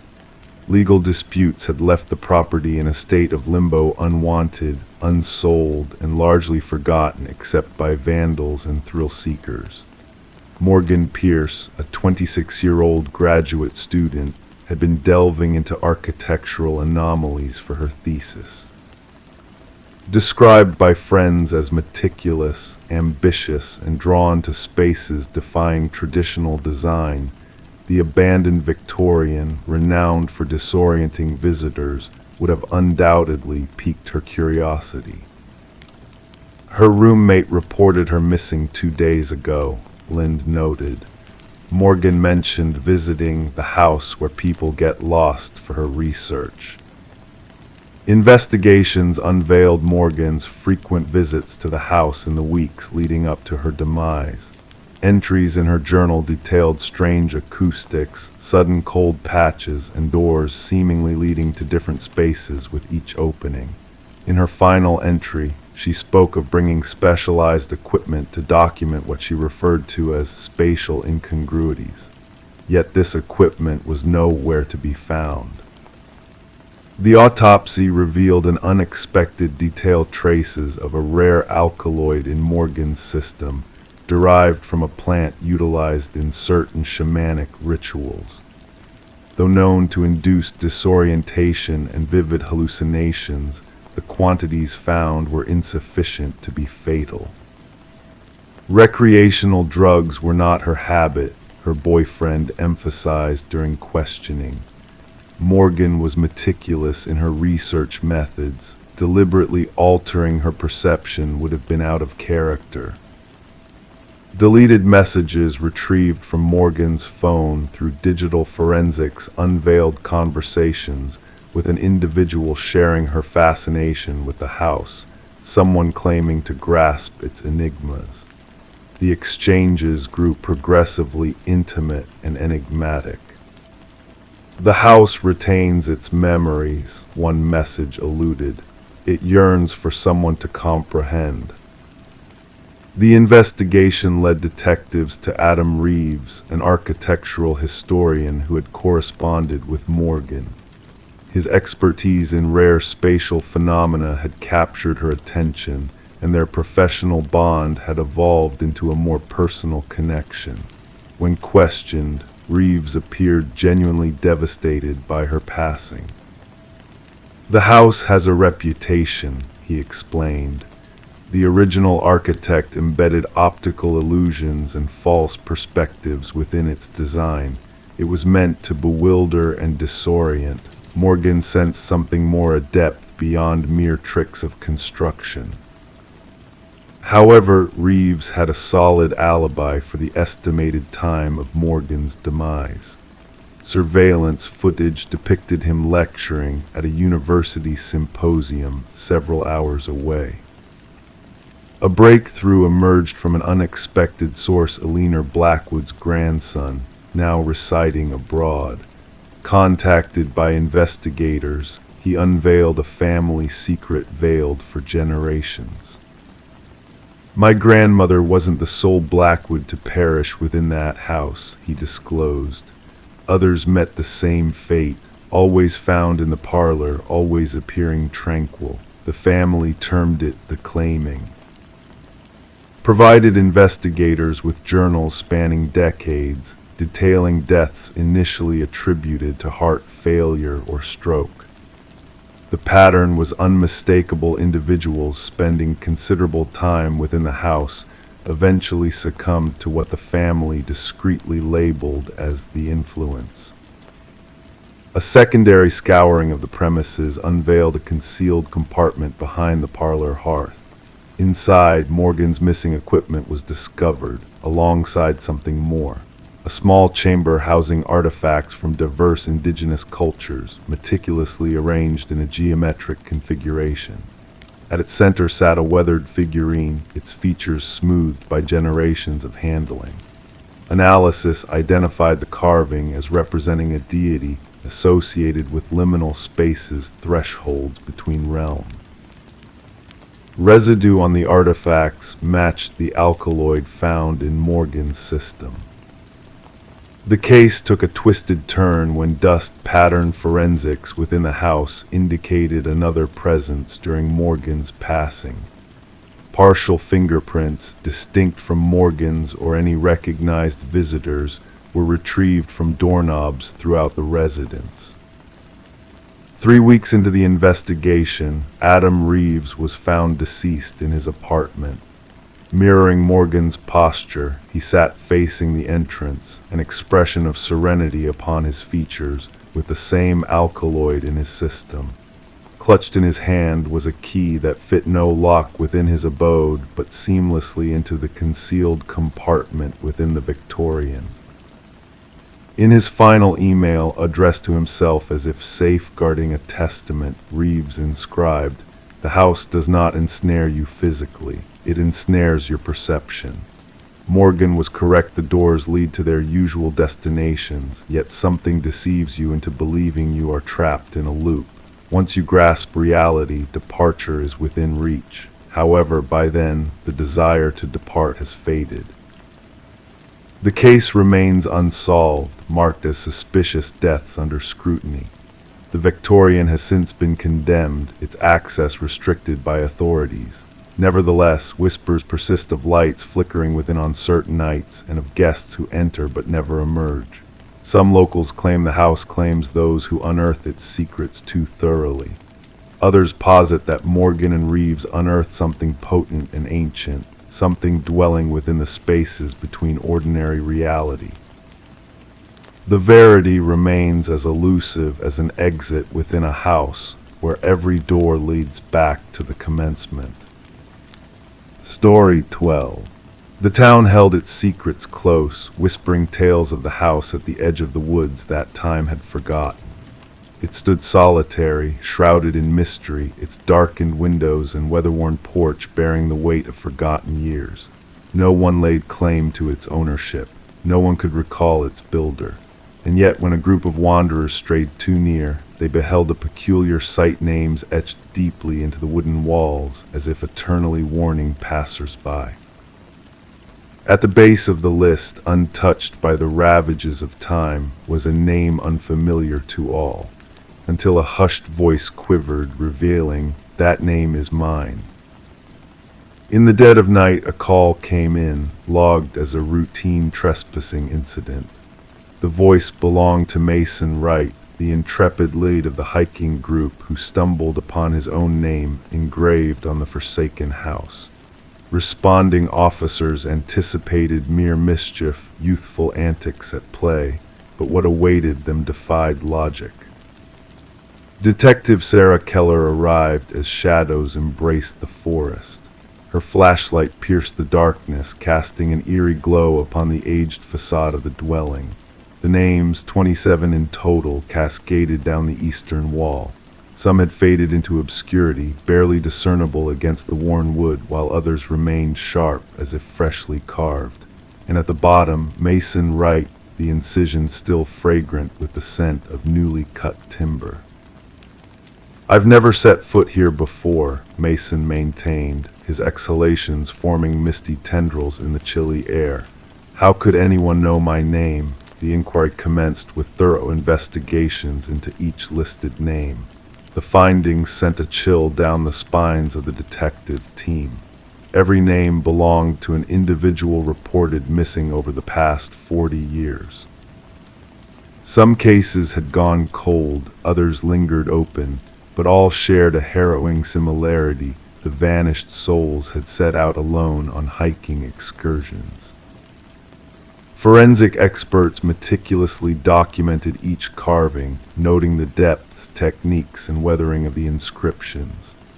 The oldest name, Rebecca Hansen, traced back to a missing persons file from decades past. The narrative spoke of a young woman who ventured into the woods and never returned, her sole trace a solitary hiking boot beside a babbling stream. Detective Keller delved into Mason's background, his alibis unwavering. He bore no ties to the area beyond this fateful trek with 4 college comrades, their path chosen at random from an online suggestion. Nothing linked him to the other names adorning the enigmatic wall. The focus shifted to Mason's companions. Emily Chen, the group's photographer, unveiled snapshots from their hike. Upon scrutiny, analysts discerned a disconcerting anomaly, a blurred figure lurking in the background of multiple images, a tall, shadowy presence partially obscured by dense foliage. "We encountered no one along the trail," Emily attested. "We would have remembered." Detective Keller sanctioned a search of the house's interior. Abandoned and desolate, the structure bore witness to neglect, yet in the cellar, a grim tableau awaited. Belongings of the vanished hikers sat arranged meticulously on wooden shelves, watches, backpacks, cameras, wallets, each item labeled with a corresponding name from the exterior wall. Technicians meticulously cataloged every piece, revealing blood traces under ultraviolet light, remnants of efforts to cleanse the floor. Despite no bodies unearthed beneath the dwelling, cadaver dogs signaled fervently at the forest's rear, where the foliage thrived thickest.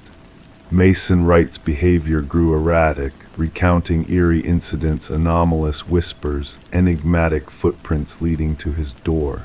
Assigned officers shielded him, yet paranoia gripped him relentlessly.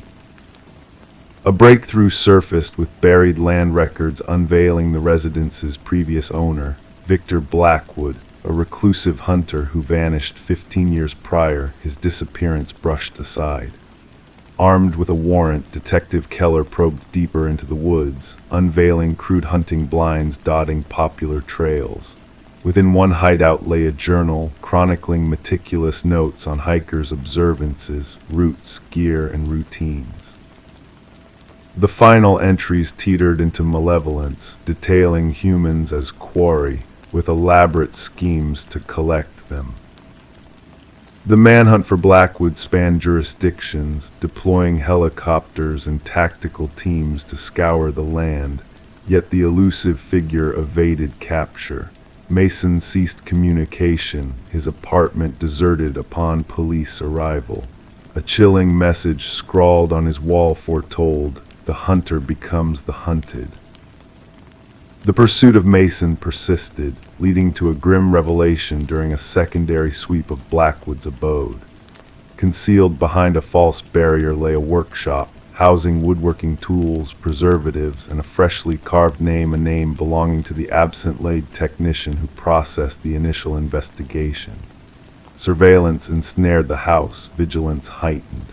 And on a fateful night, sensors blared an alert as a slender figure emerged from the forest, its movements uncanny, unnatural. Tactical units closed in, yet cameras faltered, and upon recovery, the figure had vanished. To this day, the house remains under vigilant watch, Mason and the technician lost to the shadows. The hunt persists, with fresh resources marshaled as similar vanishings plague wooded realms. The names on the wall weave a haunting folklore among law enforcers. Some shun the tale, others dare not utter the names aloud, and local wanderers skirt the house's periphery, fearing that acknowledgement might etch their names into that grim roster, the names unspoken. Story 13. The old house had sat silent for what seemed like an eternity, untouched by life's daily rhythms. Whispers among the neighbors spoke of a young woman who had vanished, leaving behind an empty space that refused to be filled. When the new occupants crossed the threshold, they were met with a mystery veiled in dust and shadows. The bedroom, sealed off from the world by a locked door, held its breath as they forced it open. The air within was stagnant, carrying the weight of time in every particle of settled dust. Yet amidst the stillness, a sense of unease lingered, a feeling that something lingered just out of sight. The bed, neatly made, seemed untouched by the passage of years. The mirror gleamed, devoid of smudges or fingerprints. A lone candle stood as a sentinel on the desk, its wax now a ghostly puddle frozen in time, like tears shed in solitude. But it was the notebook, open to a page freshly inked, that beckoned them closer. Detective Morgan turned its pages carefully, each stroke of handwriting a whisper from the past. Elise Winters, aged 26, spoke through her meticulous script until the final entry bore the weight of urgency. "I know he's watching me tonight," the words echoed in the quiet room. "The same car passes, a shadow in the night. I reach out for help, but my cries fall on deaf ears. If fate should find me, know it was no chance encounter." The detective closed the notebook, a shiver running down his spine. The room held more than just memories, it held the echo of a life interrupted, a story left unfinished. The landlord lingered in the doorway, his features drawn tight with a mix of fear and disbelief. "We searched every corner before letting it out," he murmured, a tremor in his voice. "That door should never have been locked." Elise had been a paralegal, her days spent amidst the polished halls of a prestigious law firm. Whispers of her dedication mingled with tales of late-night revelations, of truths uncovered in the shadows of corporate dealings. As the investigation unfolded, a portrait of a woman burdened with secrets emerged. Her disappearance, a puzzle with missing pieces, left the room as a snapshot frozen in time. No struggle marred its surface, no blood stained its walls, just a silent witness to a life interrupted. The candle on the desk held its vigil, a silent witness to the passage of time. Its wax, black and unyielding, whispered of stories untold, of truths waiting to be revealed. Forensic experts combed through the room, seeking answers in the whispers of the past. Hidden beneath a loose floorboard, a revelation awaited a key, a flash drive, and a trail of secrets leading to a locked box in a distant bank. The truth unfurled in digital whispers, in recordings of voices long silenced. Elise's words mingled with those of powerful men, their schemes laid bare in the quiet of her hidden room. Justice, elusive and patient, found its mark in the shadows. Vincent Harriman, a man of power and privilege, stood accused of a crime that echoed through the halls of justice. The hidden passage, a doorway to darkness, held its secrets close until the truth demanded its unveiling. A figure in the night, a whisper in the wind, Harriman's fate sealed in the echoes of a woman's final stand. The room, a silent witness to a battle fought in shadows, stood empty once more.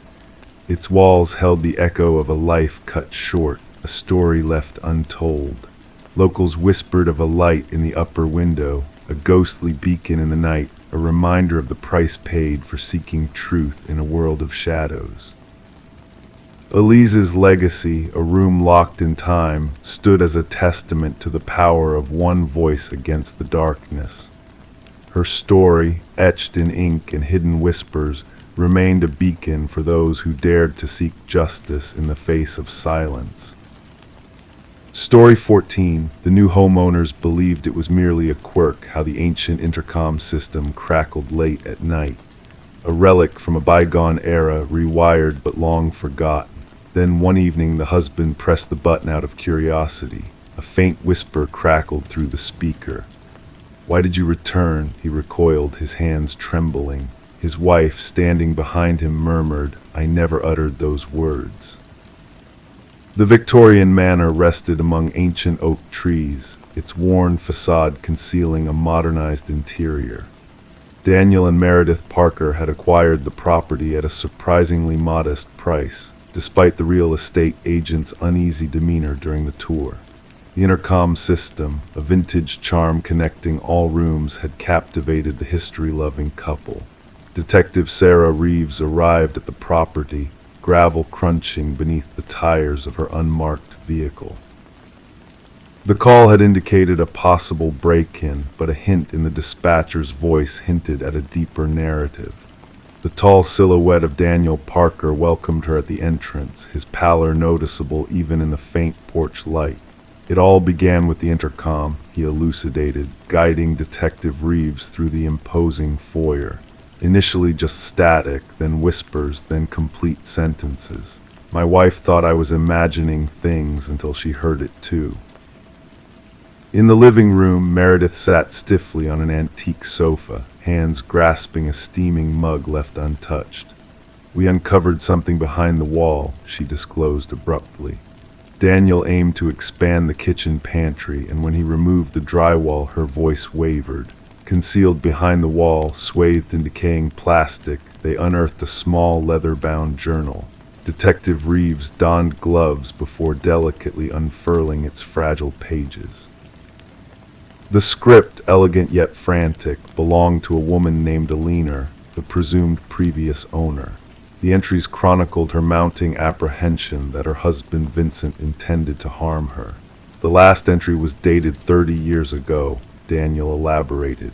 After that, silence. The previous owners mentioned they purchased it from an elderly man who relocated to a retirement community.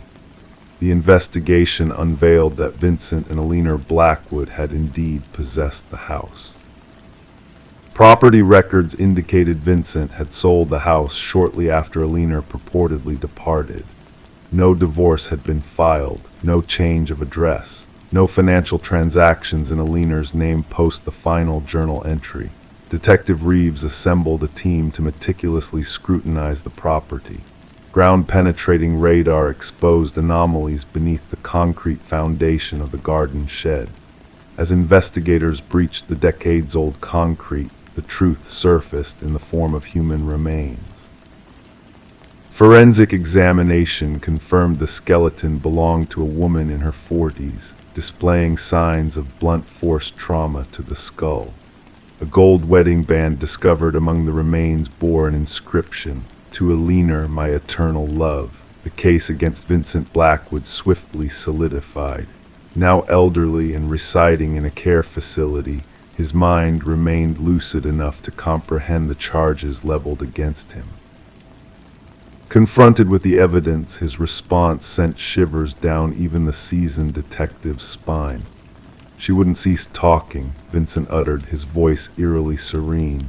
"Always prattling through that cursed intercom, monitoring me, interrogating me. I disconnected it, but she rewired it herself. Stated she desired to always be able to contact me, no matter where I roamed in the house." He gazed up, eyes vacant. "I merely sought peace." Throughout his confession, Vincent divulged how he meticulously crafted the tale of Alina abandoning him, even dispatching postcards to neighbors from various locations, inscribed in falsified handwriting. He had resided in the house for years thereafter, treading daily over the concrete concealing his buried wife. The trial was succinct, with Vincent pleading guilty to murder. The presiding judge acknowledged the premeditated nature of the crime and the decades of deceit that ensued. Daniel and Meredith eventually divested the house, unable to persist after discovering its grim past. Prior to their departure, they held a tribute for Alina in the garden, now rejuvenated following the inquiry. The intercom system was eradicated during refurbishments by the subsequent owners. Workers recounted hearing static and whispers during the removal process, attributing it to interference from their tools. Detective Reeves revisited the Blackwood case file once more before its archiving. As she sealed the manila folder, she contemplated how the house itself seemingly transcended time to unveil its enigma. The judicial system had finally caught up with Vincent Blackwood, but solely because Alina had discovered a means to make herself heard. The case became renowned among local law enforcement as the house that answered back. Detective Reeves would occasionally drive past the property on her way home. She never halted, but she would decelerate, window slightly ajar, listening for whispers carried by the breeze. Story 15: The Realtor's Secret. The listing had mentioned no basement. The blueprints had shown no record of it. But when the family peeled back the old carpet, a hidden door revealed itself. A heavy, rusted handle awaited beneath. It took 3 of them to pry it open. Stale air, thick with the scent of damp earth, greeted them as they descended the steps into darkness.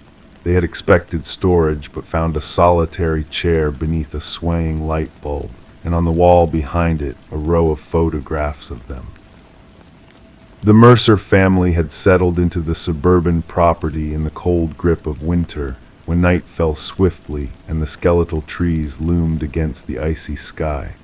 The 2-story structure, with its weathered siding and creaking floors, had drawn them in with its supposed character and history. Little did they know the depth of history the house held, and how violently it would collide with their present. Detective Sarah Connors, accompanied by her partner, arrived at the property with the crime scene unit already at work, their yellow tape fluttering in the wind. Mrs. Mercer's voice had trembled over the phone as she described the hidden chamber beneath their living room floor. "We must document everything before anyone else ventures down there," Connors instructed, donning latex gloves with practiced ease. Camera flashes illuminated the stairwell as the forensic team captured the eerie scene. The basement, small and dimly lit, resembled a standard bedroom in size. Concrete walls, painted a somber gray, enclosed the space. A lone chair was anchored to the floor at its center, beneath the harsh glow of the bulb that cast dancing shadows around the room. However, it was the lineup of 37 photographs that drew their focus, meticulously arranged in chronological order. "These go back almost 4 weeks, noted Connor's partner, studying the timestamps on the prints. Look at this one, Mrs. Mercer asleep on the couch, Mr. Mercer at the kitchen table, the kids in their rooms. Despite the thorough investigation, no signs of forced entry were found, no evidence of theft or vandalism. Only a profound invasion of privacy and a shattered sense of security lingered within the family.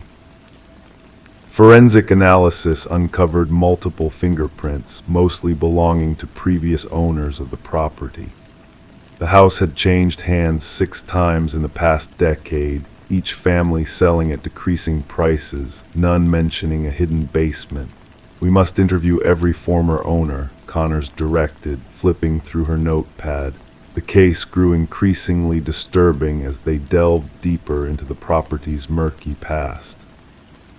Inconsistencies in the property records emerged: altered blueprints, withdrawn permits, redacted inspection reports. The pivotal moment arrived during the interrogation of the contractor who had renovated the house 7 years prior. His face drained of color at the sight of the basement photos. "That room isn't real," he insisted, hands trembling.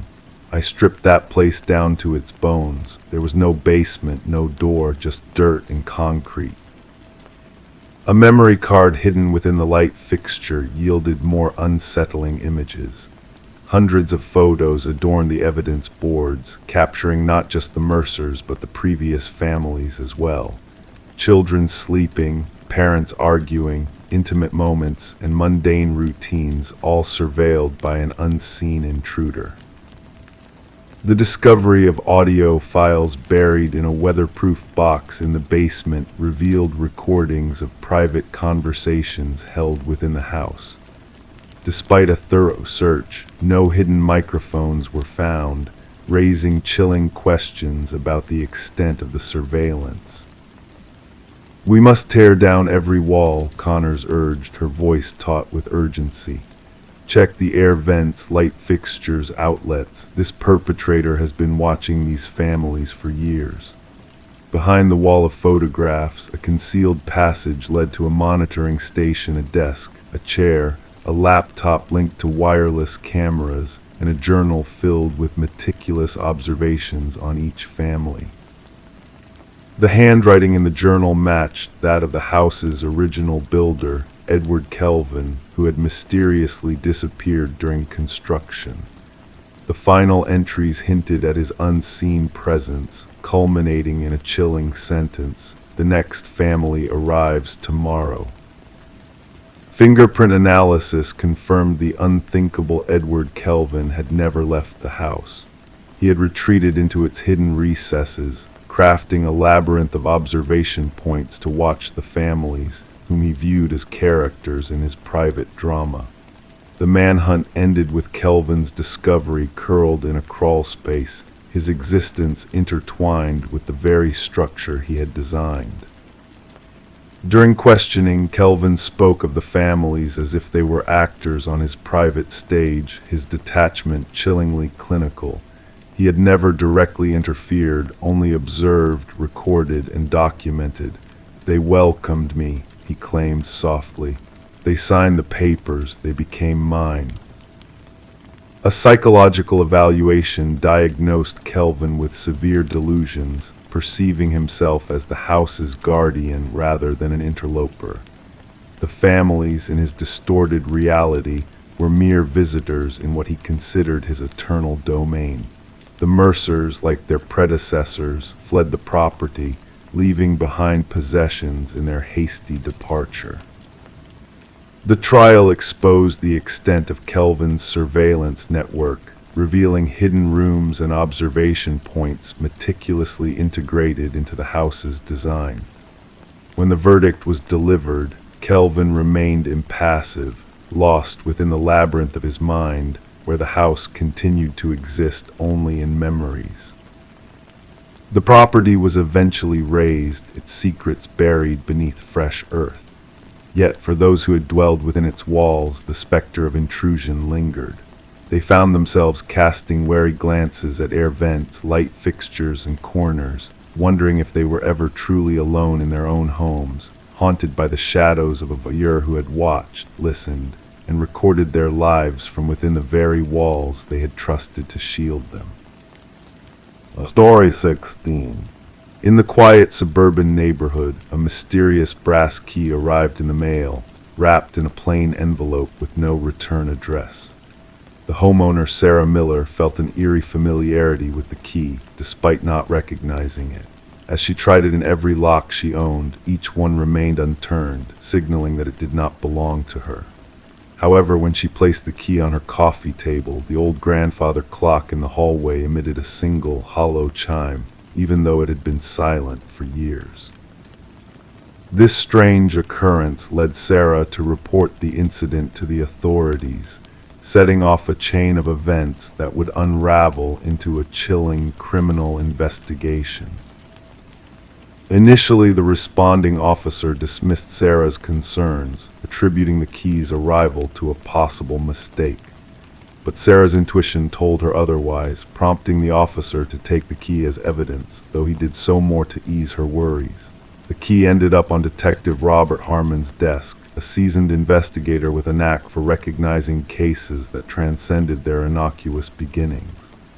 The brass key sat there, unassuming yet unsettling, leading Harmon to delve deeper into Sarah's background.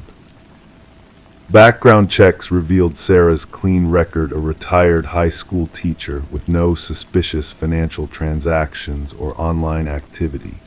But the key held a dark secret. Forensic analysis found only Sarah's fingerprints on it, and the envelope provided no clues save for a generic postmark. The breakthrough came when Harmon discovered a matching key pattern in a cold case file from 7 years prior, a storage unit linked to unsolved crimes involving missing women. As Harmon dug deeper, he unearthed a connection to Harold Jenkins, a former neighbor of Sarah's who had seemingly vanished years ago. Jenkins' trail was cold, with no recent activity to trace. The investigation led to a hidden room beneath a cabin floor, where rows of brass keys with engraved names hinted at a horrifying truth: more victims than previously known. The manhunt for Jenkins intensified, earning him the moniker the Keymaster in national headlines. The hunt culminated in a dramatic confrontation when Jenkins, cornered in the wilderness, took his own life, leaving behind a journal detailing his atrocities. The chilling final entry addressed Sarah directly, revealing his twisted obsession with her. The evidence uncovered painted a grim picture of 32 victims, bringing closure to families but leaving a trail of devastation in its wake. Sarah, forever changed by the ordeal, never returned to her home, haunted by the darkness that had lurked so close to her. The grandfather clock's hidden receiver exposed Jenkins' sinister surveillance, a stark reminder of the evil that can hide behind a facade of normalcy. The collection of brass keys in the evidence locker serves as a silent testament to lives lost, unlocking a harrowing truth about the monsters that walk among us, hidden in plain sight. Story 17.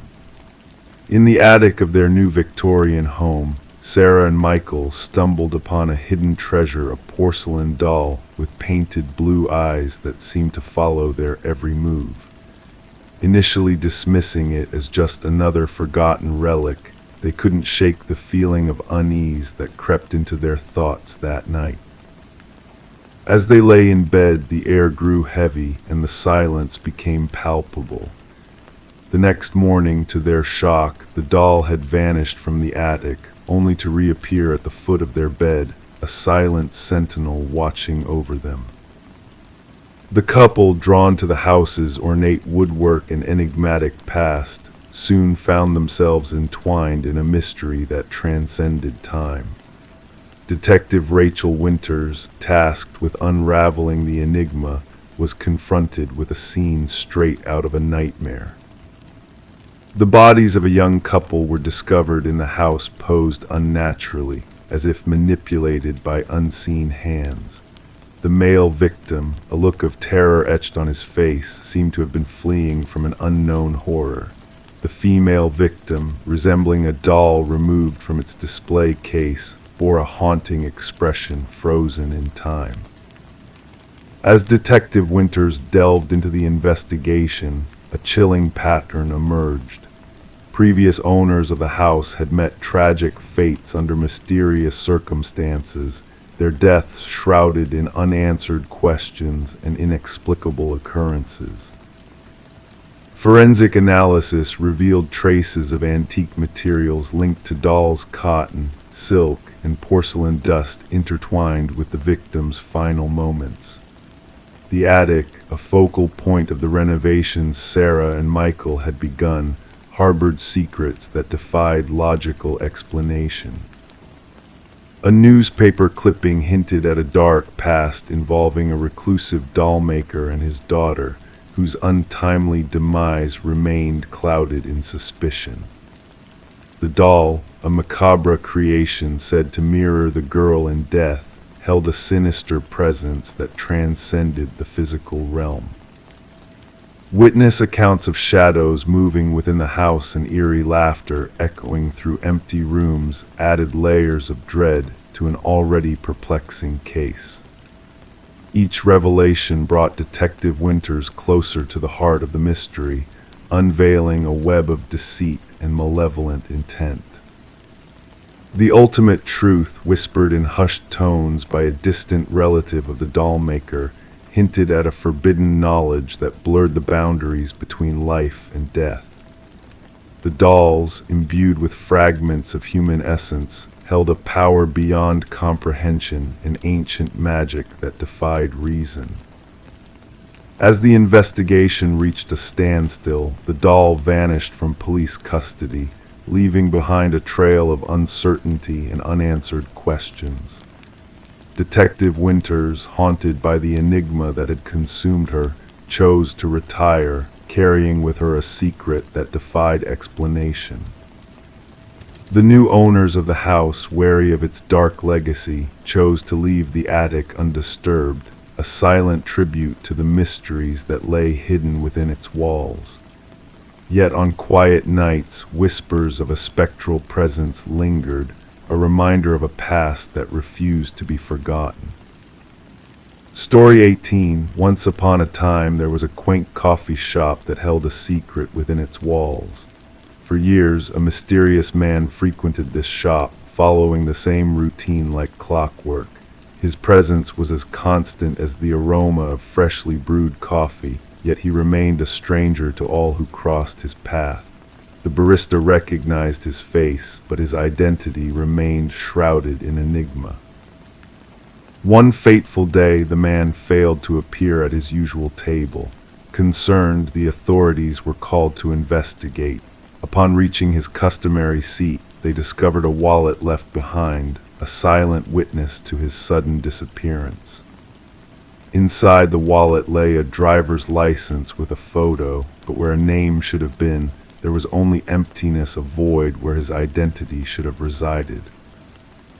Detective Sarah Mercer delved into the case, her mind a labyrinth of questions and uncertainties. The man, now dubbed John Doe, had left a puzzling trail. Security footage revealed his ordinary entrance into the coffee shop, his usual order of black coffee, no sugar, and his retreat to a secluded corner table. But then the inexplicable occurred. He vanished into thin air, leaving behind a trail of bewilderment. As Mercer scrutinized the footage, she noticed a peculiar flicker in the time stamp each time John entered the shop. A subtle anomaly that whispered of hidden truths waiting to be unraveled. The detective's intuition led her back to the coffee shop, where she embarked on a journey into the unknown. Amidst the familiar surroundings, Mercer's gaze fell upon an ancient mirror that hung between the entrance and the restroom hallway. Its intricate carvings spoke of secrets long forgotten. Upon questioning the shop owner, she learned of the mirror's unyielding presence, untouched by time or circumstance. With a sense of foreboding curiosity, Mercer approached the mirror, her reflection beckoning her into a realm of mystery. To her astonishment, the glass exuded an unusual warmth, a whisper of something otherworldly lingering just beyond reach. The mirror held the key to unlocking the enigma of John Doe. A meticulous search revealed a hidden compartment behind the mirror, a sanctuary of secrets concealed from prying eyes. Inside lay a trove of identical wallets, each bearing a blank driver's license, a haunting echo of a man erased from existence. Among the wallets was a journal filled with cryptic entries, a testament to a life lived on the fringes of reality. The journal spoke of experiments in temporal displacement and identity transference, of windows between worlds waiting to be traversed. Mercer's world expanded as she delved deeper into the mysteries surrounding John Doe, now revealed to be Daniel Weston, a brilliant physicist lost to the fabric of time. With the guidance of a former colleague of Weston's, Margaret Keller, Mercer uncovered a truth that transcended the boundaries of comprehension. Weston had delved into the realms of parallel realities, seeking to breach the barriers that separated one world from another. The coffee shop stood as a nexus point, a convergence of realities where Weston's experiments had borne fruit.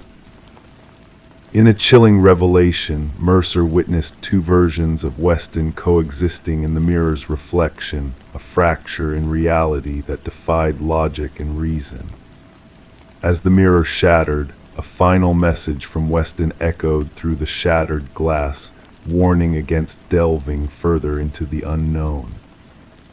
The case of the man who didn't exist remained a haunting enigma, a tale whispered in hushed tones by those who dared to remember. The coffee shop, once a haven of secrets, closed its doors, its legacy entwined with the mysteries of a man lost to the fabric of time.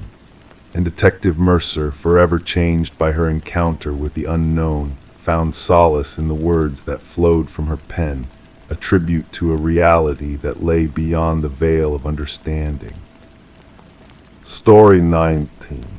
Renovations always have a way of unraveling secrets long forgotten. The uncovering of old newspapers, broken trinkets, and faded photographs is expected. But for one couple, Sarah and Michael, the discovery beneath the floorboards of their newly acquired Victorian-era home was anything but ordinary. As they lifted the worn wood, a neatly folded letter emerged, its paper crackling with age, its ink a ghostly whisper of words. The message, though faded, was crystal clear. Don't trust the one who knocked. Before the weight of those words could fully settle, 3 sharp raps pierced the silence of the empty house, sending shivers down their spines.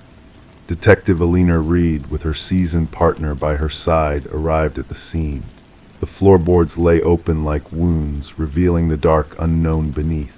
With hands weathered by time and experience, Reed carefully extracted the note, mindful of the unavoidable contamination left by the couple's touch.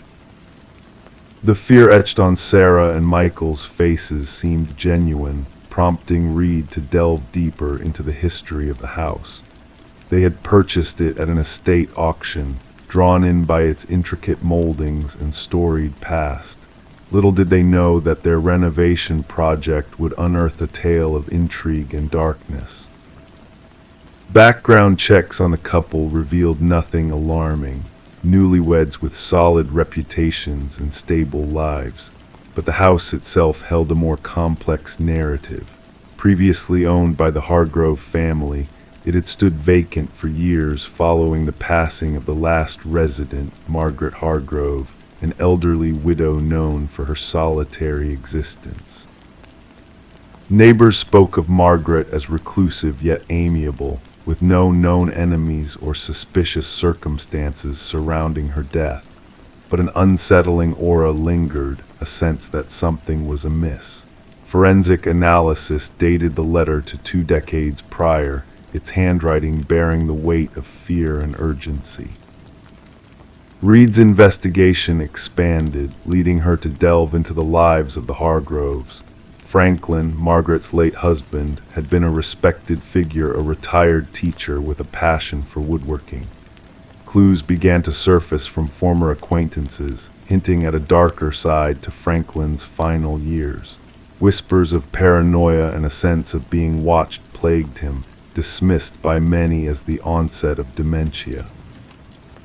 A breakthrough came during a conversation with Margaret's sister, now residing in a nursing facility. In hushed tones, she revealed Margaret's fear towards the end of her days not of Franklin, but of a mysterious figure known as the Collector. Franklin, it seemed, had accrued debts from gambling, debts that the Collector had come to reclaim with relentless persistence. Returning to the house with a forensic team, Reed's search revealed a chilling truth buried beneath the foundation. Cadaver dogs led them to a male skeleton, its fractured skull a testament to a violent end. Dental records confirmed the identity as Victor Mercer, a notorious loan shark and gambling collector who had vanished without a trace 2 decades prior. As the pieces of the puzzle fell into place through forensic evidence and Margaret's hidden diaries, a tale of tragedy and desperation emerged. Franklin's confrontation with Mercer had turned deadly, leading to a gruesome cover-up that Margaret had reluctantly been a part of. Her diary entries spoke of haunting knocks that persisted even after Franklin's passing, driving her to the brink of paranoia. With the closure of the case, justice was served, albeit belatedly. The remains of Victor Mercer were returned to his family, bringing a semblance of resolution to a long-standing mystery. Sarah and Michael, unable to bear the weight of the house's dark past, decided to sell the property, leaving it abandoned and laden with untold secrets. Local rumors whispered of spectral knocks in the dead of night, echoing through the empty halls like a ghostly reminder of the past. Whether it was the creaking of old wood or something more sinister, the truth remained obscured. The letter, now stored as evidence, bore a haunting message: don't trust the one who knocked. In the end, Detective Reed reflected on the enigmatic nature of the case, realizing that some mysteries defied complete unraveling. The shadows of the past cast long echoes, their whispers lingering in the stillness, a reminder that not all secrets can be laid to rest. Story 20. The aged apartment held its secrets, moaning pipes, creaking floorboards, but the new resident sensed a presence beyond the usual noises. The footsteps echoed from above, steady and purposeful, yet she dwelled on the highest floor. One night she mustered the courage to tap the ceiling with a broomstick. The sound ceased. Silence enveloped the space. Then a single tap replied from within the ceiling. Sarah Coleman chose to keep the mysterious knocking to herself. She dismissed it as the building settling or perhaps a small creature wandering into the attic. Even as the footsteps persisted night after night, she adapted, ramping up the TV volume, wearing headphones to sleep, anything to mask the rhythmic footfalls traversing her ceiling in the shadows. Detective Morris stumbled upon the apartment saga when a maintenance worker stumbled upon a hidden crawl space during routine repairs. The worker had unveiled a narrow passage behind a section of the hallway's drywall, removed to repair a leak near Sarah's residence, a space that defied the building's blueprints. Inside, a makeshift living area emerged under the beam of the flashlight. Discarded wrappers, empty bottles, a soiled blanket, and a weathered notebook.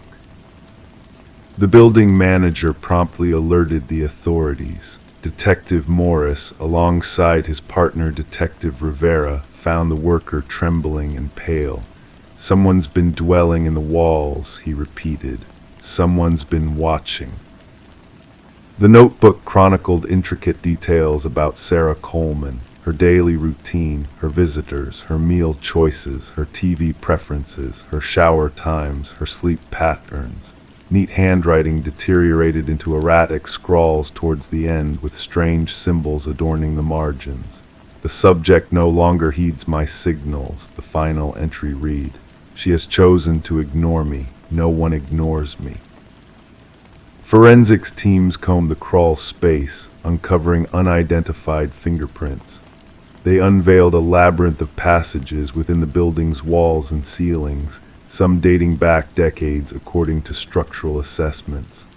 The passages linked to 5 different units, terminating in observation points, tiny apertures camouflaged as fixtures or minor imperfections only in Sarah Coleman's apartment.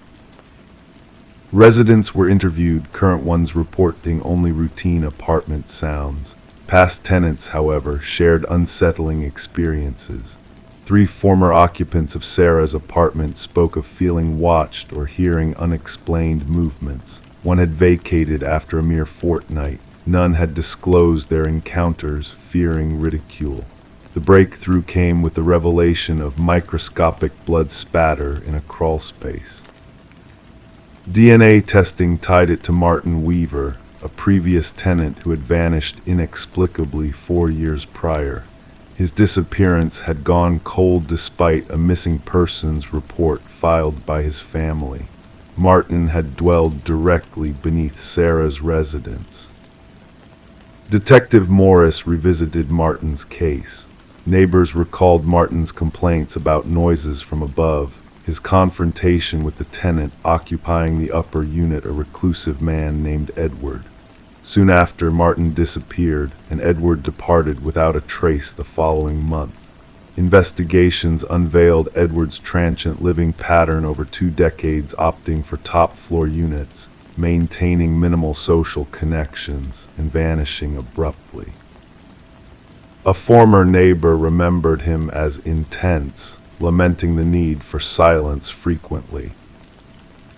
Property records led to a secluded cabin owned by Edward, walls adorned with photos and notes depicting residents from various apartment complexes, including Sarah Coleman and Martin Weaver. Ventilation schematics, weak spots in structures, detailed journals referencing specimen observations, and habitat maintenance. A corkboard at the cabin's center displayed newspaper clippings of missing persons, reports 6 in total, former residents from Edward's dwellings. Beneath the board, gouges in the floor suggested repetitive dragging of a heavy object. Beyond the cabin, cadaver dogs led investigators to disturbed soil. Buried there were human remains and more graves. As forensic experts identified the victims, Detective Morris revisited Sarah's building. The crawl spaces sealed, yet residents reported sporadic noises. During security system installations, workers uncovered a notebook tucked where the hallway ceiling met the wall, a recent addition. The first page bore a single line, "They found my old nest, but not my new one." The writing mirrored the earlier notebook. The final page displayed a rough sketch of Sarah's apartment layout, marking a new passage in red, and a date for that night. Officers hurried to evacuate Sarah, only to find her unit deserted. Her phone rested on the kitchen counter, the TV still playing. Steam clung to the bathroom mirror, revealing a message etched by a finger. "Look up." The shower's ceiling panel had been removed. Edward Mercer, the elusive figure, remains at large. Thermal scans revealed no current occupancy within the walls. Sarah Coleman's whereabouts remain unknown, her case connected to vanishing acts across state lines. Warnings have been issued to building managers about hidden spaces and unauthorized alterations. Detective Morris, haunted not by graves or journals, but by the memory of Sarah, alone in her apartment, hearing those phantom footsteps above, the steps that ceased when she knocked and then answered. Sometimes in the quiet of his home, Detective Morris gazes at his ceiling, listening, waiting, pondering who else might be listening too. Story 21. The aged apartment exuded a sense of history, its walls holding secrets whispered through time. The heating system, a weary guardian of warmth, groaned in protest, its pipes rattling like old bones. To the inhabitants, these sounds were mere echoes of the building's past, nothing out of the ordinary in their daily lives, or so they believed. However, one resident, a young woman, began to question the familiar noises when a peculiar voice, faint yet unmistakable, drifted through the dusty vents. It wasn't the typical background hum of a neighbor's conversation. It was a soft, insistent whisper calling her name. Intrigued yet unnerved, she pressed her ear against the metal grate, her heart quickening with each breath she took. A chill brushed past her cheek, almost teasingly, followed by the eerie declaration, "I know you can hear me." The words hung in the air, laden with a mysterious allure that beckoned her to unravel the enigma shrouded within the walls. Detective Morgan Shaw, a seasoned investigator with a keen intuition, found herself standing in the heart of the vacant apartment, surrounded by the hushed murmurs of her colleagues as they meticulously combed through the scene. The victim, Alina Reeves, had vanished without a trace, her absence unnoticed until a noxious odor permeated the building. Officer Patel, his voice tinged with solemnity, recounted Alina's unsettling claims of hearing voices through the vents, a plea for help dismissed as mere product of an old building's quirks. Shaw knelt beside the rusted vent cover, tracing the frantic scratch marks etched into the metal with a sense of foreboding realization. The pieces of the puzzle began to coalesce: a beloved kindergarten teacher, a sister's heart-wrenching worry, and a sense of impending dread that lingered within the apartment's walls. Alina's world had unraveled in the days leading to her disappearance, haunted by a menacing presence that spoke to her in whispers, driving her to the edge of paranoia. As Shaw delved deeper into the investigation, she unearthed a tapestry of chilling revelations. Fibers from Alina's clothing trapped in the vent grating, an unknown fingerprint on the inside of the cover, and haunting audio recordings that echoed the desperate plea for connection from a tormented soul.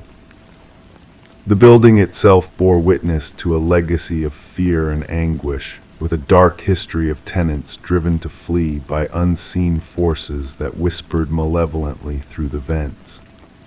The enigmatic building superintendent, Harold Weber, exuded an unsettling calmness that belied the shadows lurking in his past. The truth unfurled like a sinister bloom as hidden passages and clandestine chambers revealed a macabre existence, a voyeur lurking within the walls, weaving a web of terror that ensnared unsuspecting victims. Shaw's pursuit led her to Weber's meticulously organized files, a digital shrine to his twisted obsessions and a chilling testament to his predatory nature. The arrest of Weber unveiled a tapestry of horror, a man consumed by delusions of symbiosis with the building, a predator who whispered seductive promises through the vents, luring his victims into a nightmarish embrace within the labyrinthine depths of the ventilation system. As the trial unfolded, Shaw bore witness to the unraveling of a malevolent mind, a relentless echo of whispers that reverberated through the courtroom. The jury's swift verdict sealed Weber's fate, yet his parting words echoed with a haunting finality, a promise that the building would forever retain the echoes of his twisted legacy. The once bustling apartment building now stands in desolate silence, its walls echoing with the phantom whispers of the past. Despite attempts at renewal and refurbishment, the legacy of fear lingers, carried on the cold drafts that whisper through the vents and the groans of the aging heating system, a reminder that some secrets are etched into the very bones of a place, destined to echo through the ages. Story 22. The ancient box lay hidden beneath layers of forgotten clutter in the dusty attic, a relic of the past owners of the house. Among the faded Polaroids inside, capturing moments of joy and celebration, one photo stood out. In the familiar living room, with its well-worn couch and drapes, sat a family unknown to Rebecca, and lurking in the shadows behind them, a man stood watching, barely discernible in the dim light. As Rebecca gazed at the eerie image, a shiver ran down her spine, her fingers trembling, causing the edges of the photograph to quiver. The family in the picture, a woman with golden hair, a bespectacled man, and two children, smiled obliviously at the camera, while a sense of danger loomed close by. Descending the creaking wooden stairs with the photo in hand, Rebecca felt the house's vast emptiness closing in around her. Placing the mysterious photograph on the kitchen counter, she scrutinized it under the harsh fluorescent light. The uncanny resemblance between her home and the strangers in the picture was undeniable. The archway, the crown molding, the bay window, all mirrored in perfect detail. This was her house, yet these faces were foreign. Detective Morgan arrived, his weathered leather jacket hinting at a storied past. With keen eyes that missed nothing, he examined the photograph methodically. Turning it over to find a blank back, he inquired about the previous owners, the Nelsons. Rebecca confessed to knowing little, as they had moved out of state before she acquired the house. Taking the photo for further investigation, Morgan's stoic demeanor revealed nothing of his thoughts. Delving into the past, Rebecca and Morgan uncovered a trail of vanished families. The Sutherlands, the last known occupants before Rebecca, had disappeared without a trace. Each family before them had met a similar fate, leaving behind a void of unanswered questions. Forensic analysis dated the photo to 15 years prior, revealing eerie details hinting at a staged setup. Enhanced imaging exposed the figure in the hallway, tall, male, and enigmatic. His presence in the photo raised chilling questions about his connection to the disappearances. Delving deeper, Morgan unearthed a recurring pattern of families vanishing after precisely 1 year of residence in the house, and a dark history emerged from the building's past, centered around the elusive architect, Samuel Whitfield. As the investigation progressed, the basement yielded grim secrets buried beneath layers of concrete. The missing families, including the Sutherlands, were unearthed, frozen in time. Among their possessions lay a camera, capturing haunting snapshots of unsuspecting families, each with a shadowy figure lurking in the background. Sealing off the house as a crime scene, investigators uncovered a hidden crawl space in the attic, revealing a sinister lair where Whitfield had observed his victims. The final entry in his journal hinted at Rebecca becoming his next target, signaling a chilling urgency.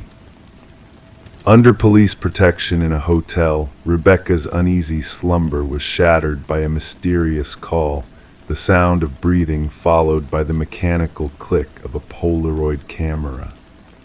The enigma surrounding Whitfield deepened, with no trace of his whereabouts, leaving a lingering sense of unease. The house now stands deserted, its secrets veiled in darkness. The tale of Samuel Whitfield, whether deceased or alive, remains a haunting mystery. And somewhere in the shadows, new families are being watched, their fates intertwined with the chilling legacy of a spectral figure captured in a photograph. The pursuit of truth exposes those who seek it to the unseen eyes of a spectral watcher, forever bound to the house's enigmatic past. Story 23. She never fancied going up there, but when the storm caused a leak in the roof, she had no choice. The attic loomed with forgotten relics, cloaked in dust and cobwebs. Nestled in the shadowiest nook sat an ancient dollhouse, intricately detailed, its minuscule furnishings arranged with meticulous care. However, as she peered into its tiny rooms, a knot twisted in her stomach. The figures within were not mere dolls. They were diminutive, hand-carved replicas of her family.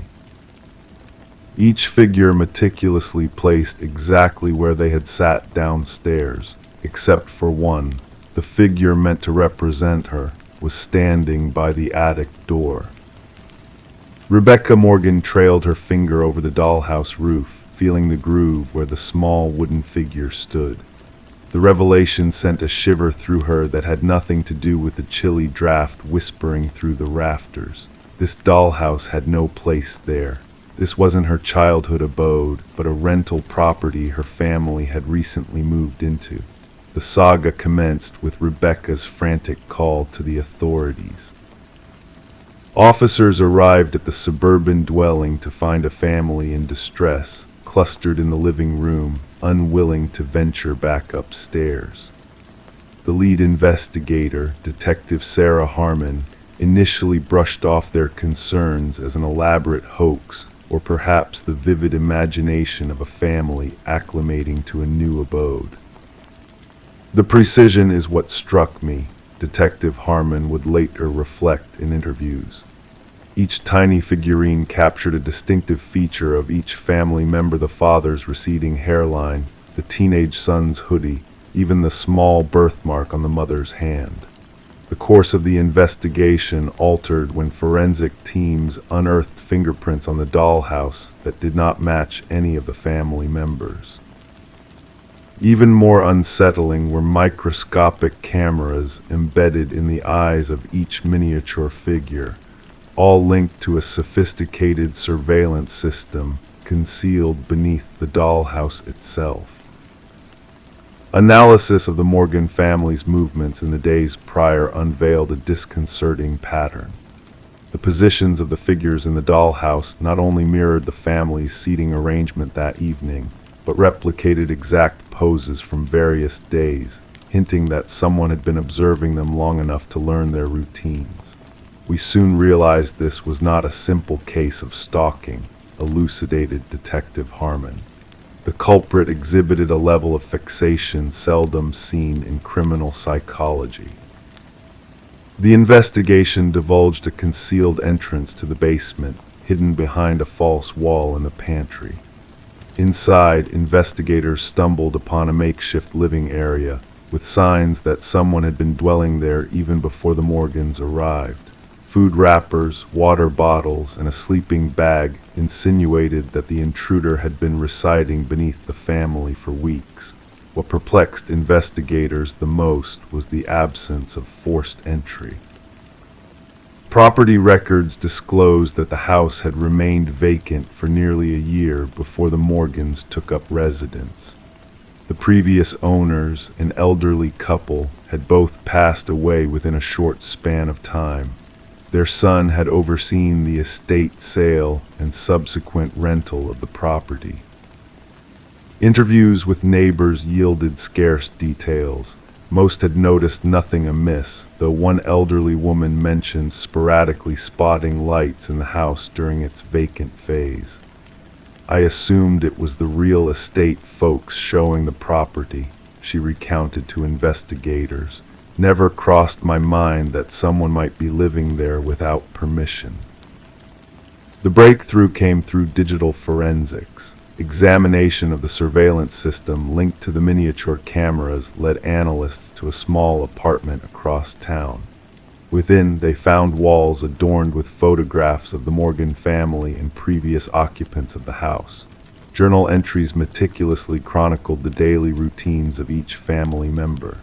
The most chilling discovery was a workshop housing numerous partially finished dollhouses, each representing different residences in the vicinity. The apartment belonged to Martin Wells, the son of the former homeowners. His financial records unveiled mounting debts following his parents' demise. Instead of selling the house outright, he had fashioned the covert living space, residing there while collecting rent from unwitting tenants. The dollhouse served as his command center, expounded the forensic psychologist assigned to the case. Each figurine symbolized someone he monitored. Rebecca's figure by the attic door wasn't a threat, it was his acknowledgement of her discovery of his surveillance system. During interrogation, Wells remained unnervingly composed as he elucidated his motives. "They were living in my house, sleeping in my parents' bedroom. I needed to ensure they treated it with reverence." When questioned about the positioned figures, he simply declared, I wanted them to know I was always watching. The psychological assessment unveiled a convoluted case of possessive delusion. Wells could not come to terms with losing his childhood home and devised an intricate system to retain control over it. The dollhouse had become his means of possessing both the property and its occupants. The Morgan family never set foot in the house again. Rebecca later recollected that the most haunting moment was not discovering the dollhouse, but comprehending its implications. Someone had been observing us all this time, measuring our lives, transforming us into playthings. The true terror wasn't the dollhouse itself, it was knowing that in his mind we were merely dolls to be manipulated and observed. Wells faced multiple charges of stalking, invasion of privacy, illegal surveillance, and unlawful entry. The case sparked a reevaluation of real estate disclosure laws concerning deaths on properties and the obligations of agents to ensure homes are vacated correctly before new occupants move in. During sentencing, the judge highlighted the egregious violation endured by the Morgan family.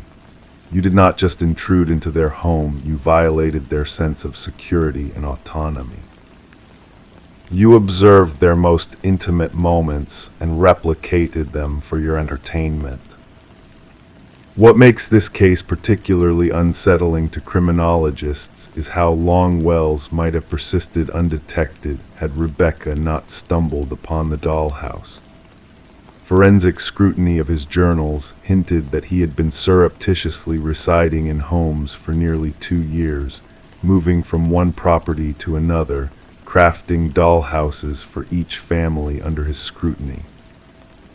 The Morgan family eventually found solace in a distant dwelling, yet Rebecca confessed in victim impact statements that she still inspects closets and crawl spaces routinely.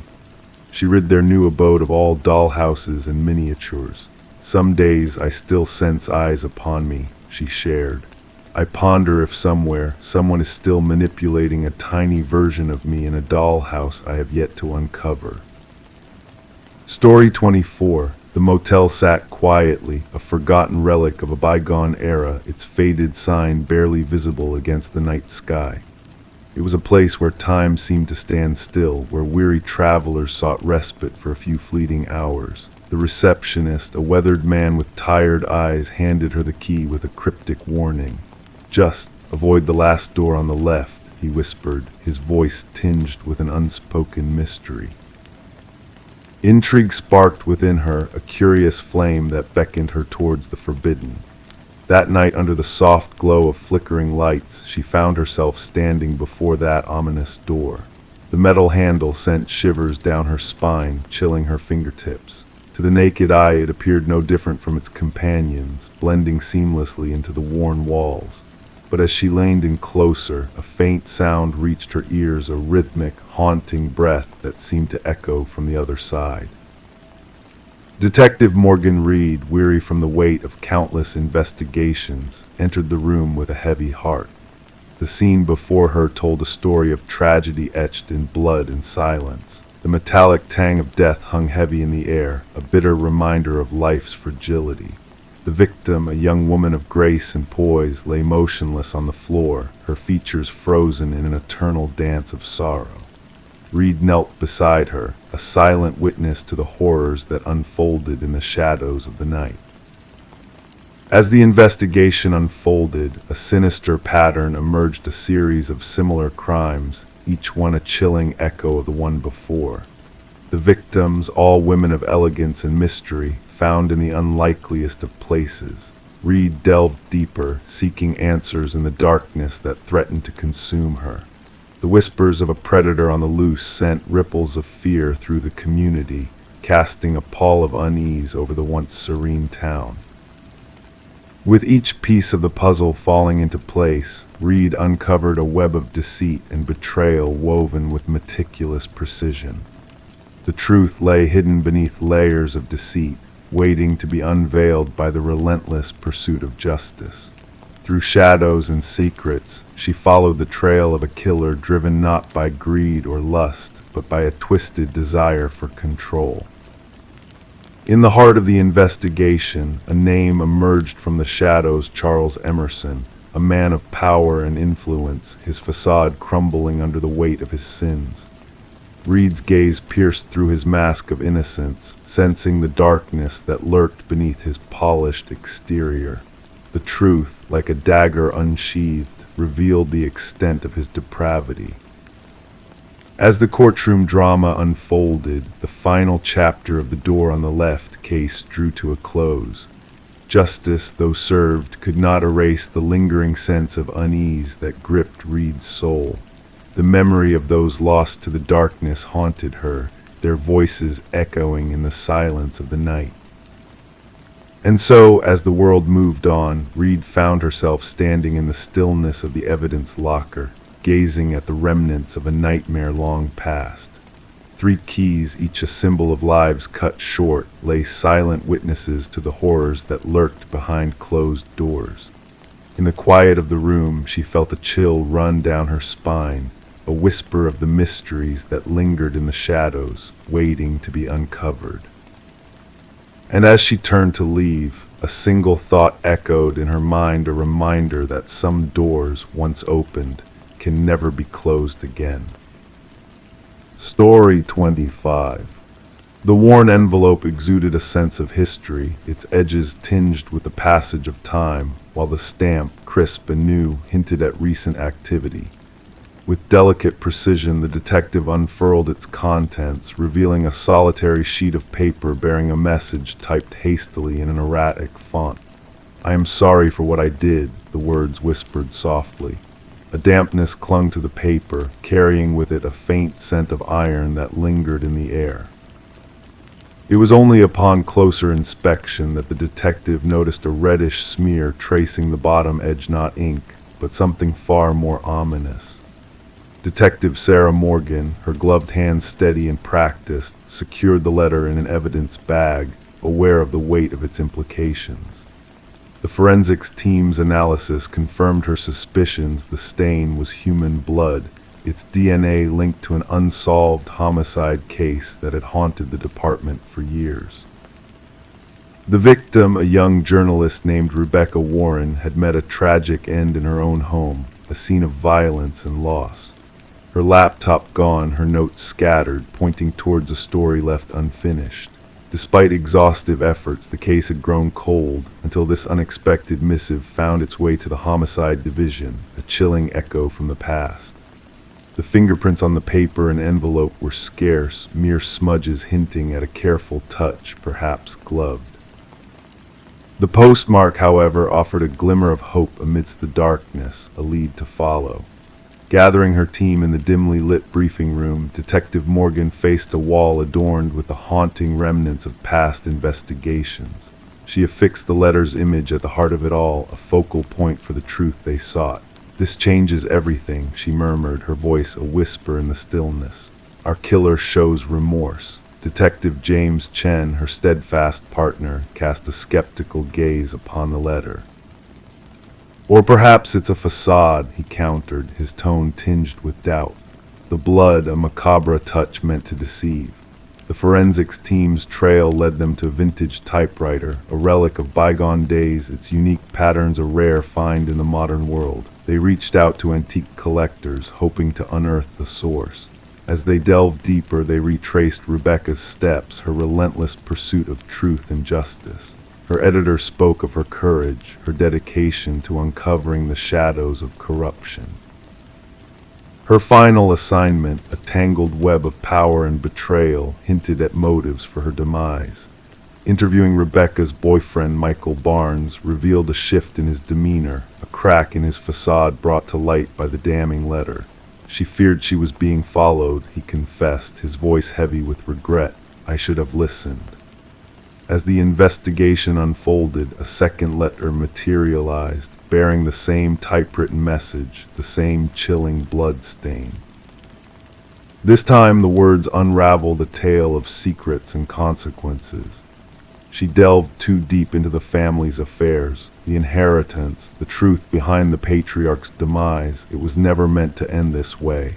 The path led to the grand estate of the deceased patriarch, where they encountered his son, Richard, a man cloaked in shadows of deceit. His antique typewriters hinted at a darker purpose, a facade of sophistication masking a sinister truth. When questioned, his answers rang hollow, rehearsed to perfection. A breakthrough emerged as microscopic fibers on the envelopes pointed towards a custom stationery, exclusive to the youngest daughter, Eleanor. Her revelation of Richard's request to borrow her stationery unraveled the web further. A search of Richard's abode unveiled a chamber of secrets, a shrine to Rebecca's demise.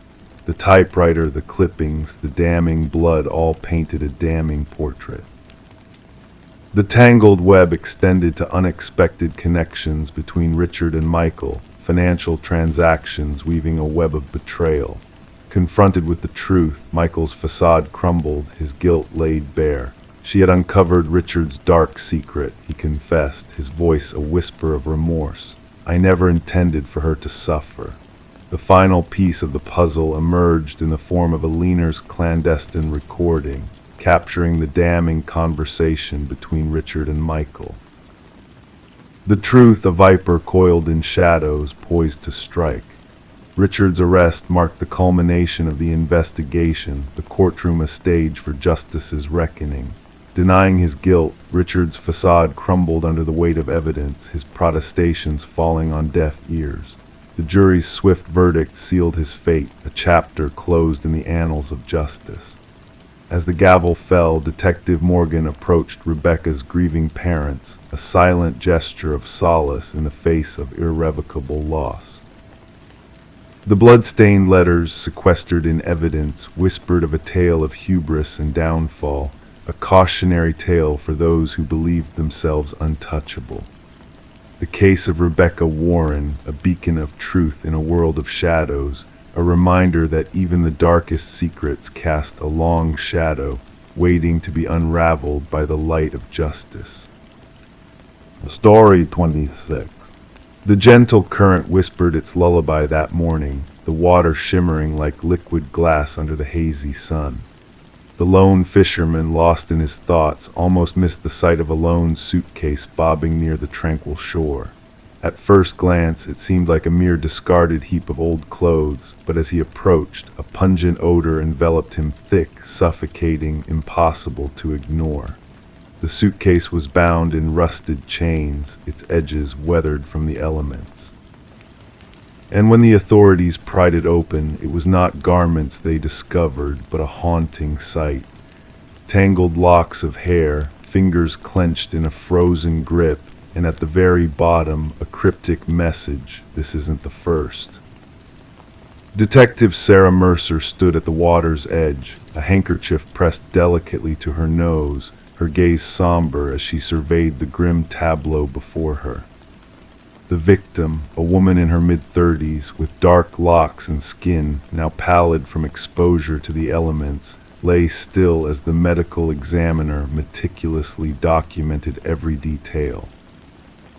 It wasn't the method of disposal that struck Mercer, but the eerie attention to detail in the victim's presentation: manicured nails, freshly styled hair, clad in luxurious attire. The victim was identified as Catherine Walsh, a successful real estate agent renowned for her expertise in selling high-end properties. Divorced, childless, she dwelled in solitude within an upscale neighborhood. Colleagues painted a picture of a woman driven by ambition, meticulous in her ways and fiercely private. Her sudden disappearance had raised alarms, especially when she failed to show up for a crucial showing to affluent clients, a sale that could have been her most lucrative yet. As investigators delved into Walsh's meticulously kept modernist abode, they found a pristine sanctuary, everything in its place, a model of perfection. Yet a hint of disarray in her home office caught their attention. A slightly ajar drawer revealed a leather-bound journal, its final entry sending shivers down their spines. "He's watching again. Same car, different plates." Further examinations unearthed a peculiar pattern in Walsh's digital footprint, numerous messages from unknown sources, all bearing the unnerving phrase, "I see your perfection," sent at identical times on various days.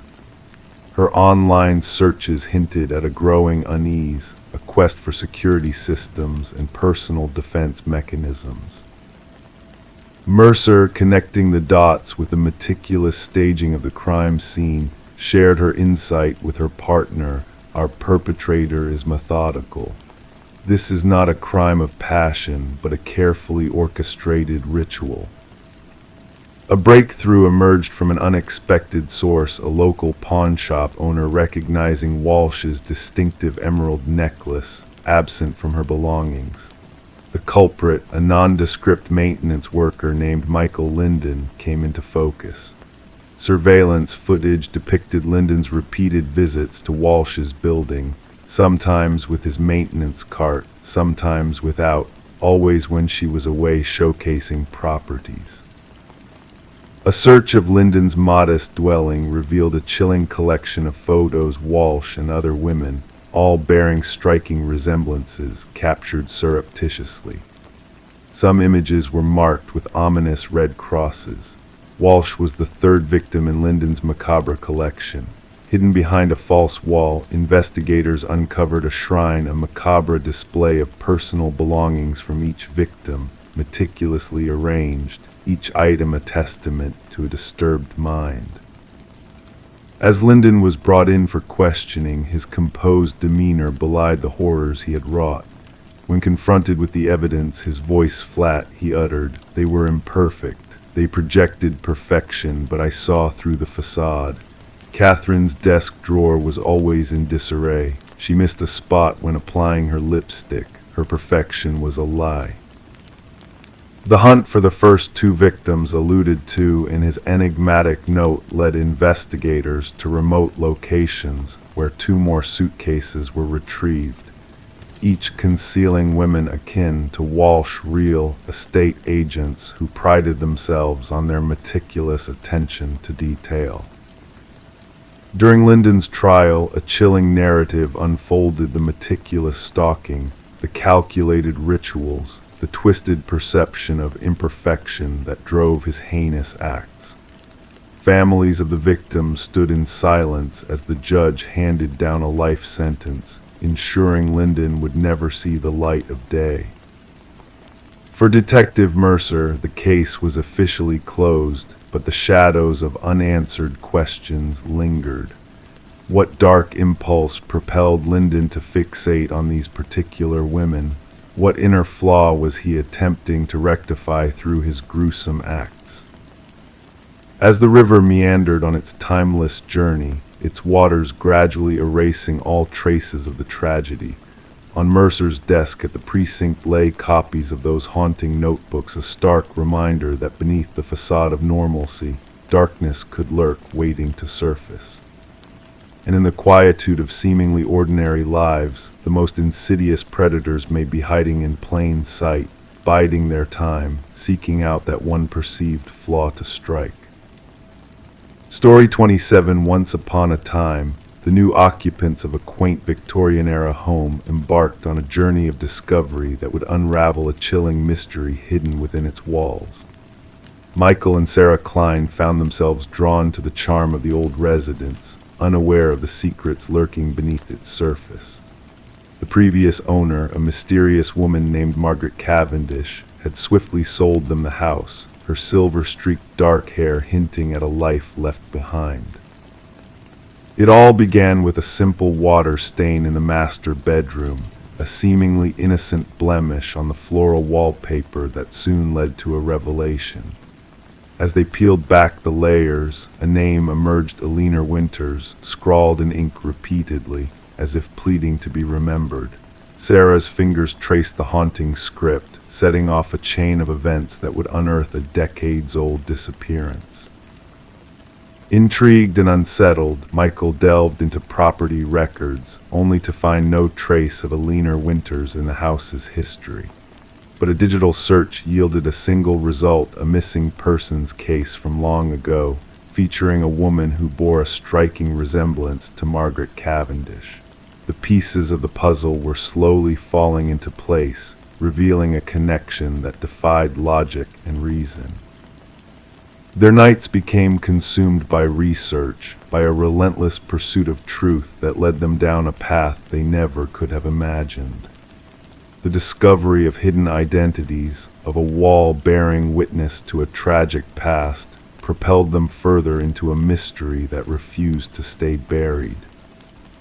As they uncovered more clues, a web of deception began to unravel, exposing the true nature of the woman who had sold them the house.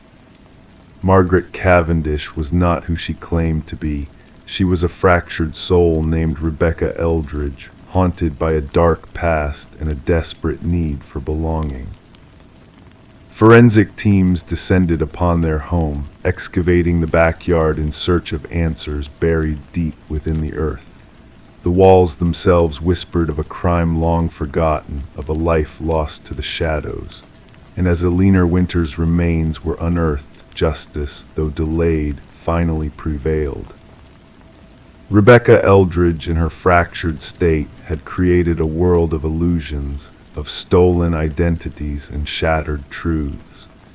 The names on the wall were a testament to her guilt, a plea for redemption from a mind torn apart by its own demons.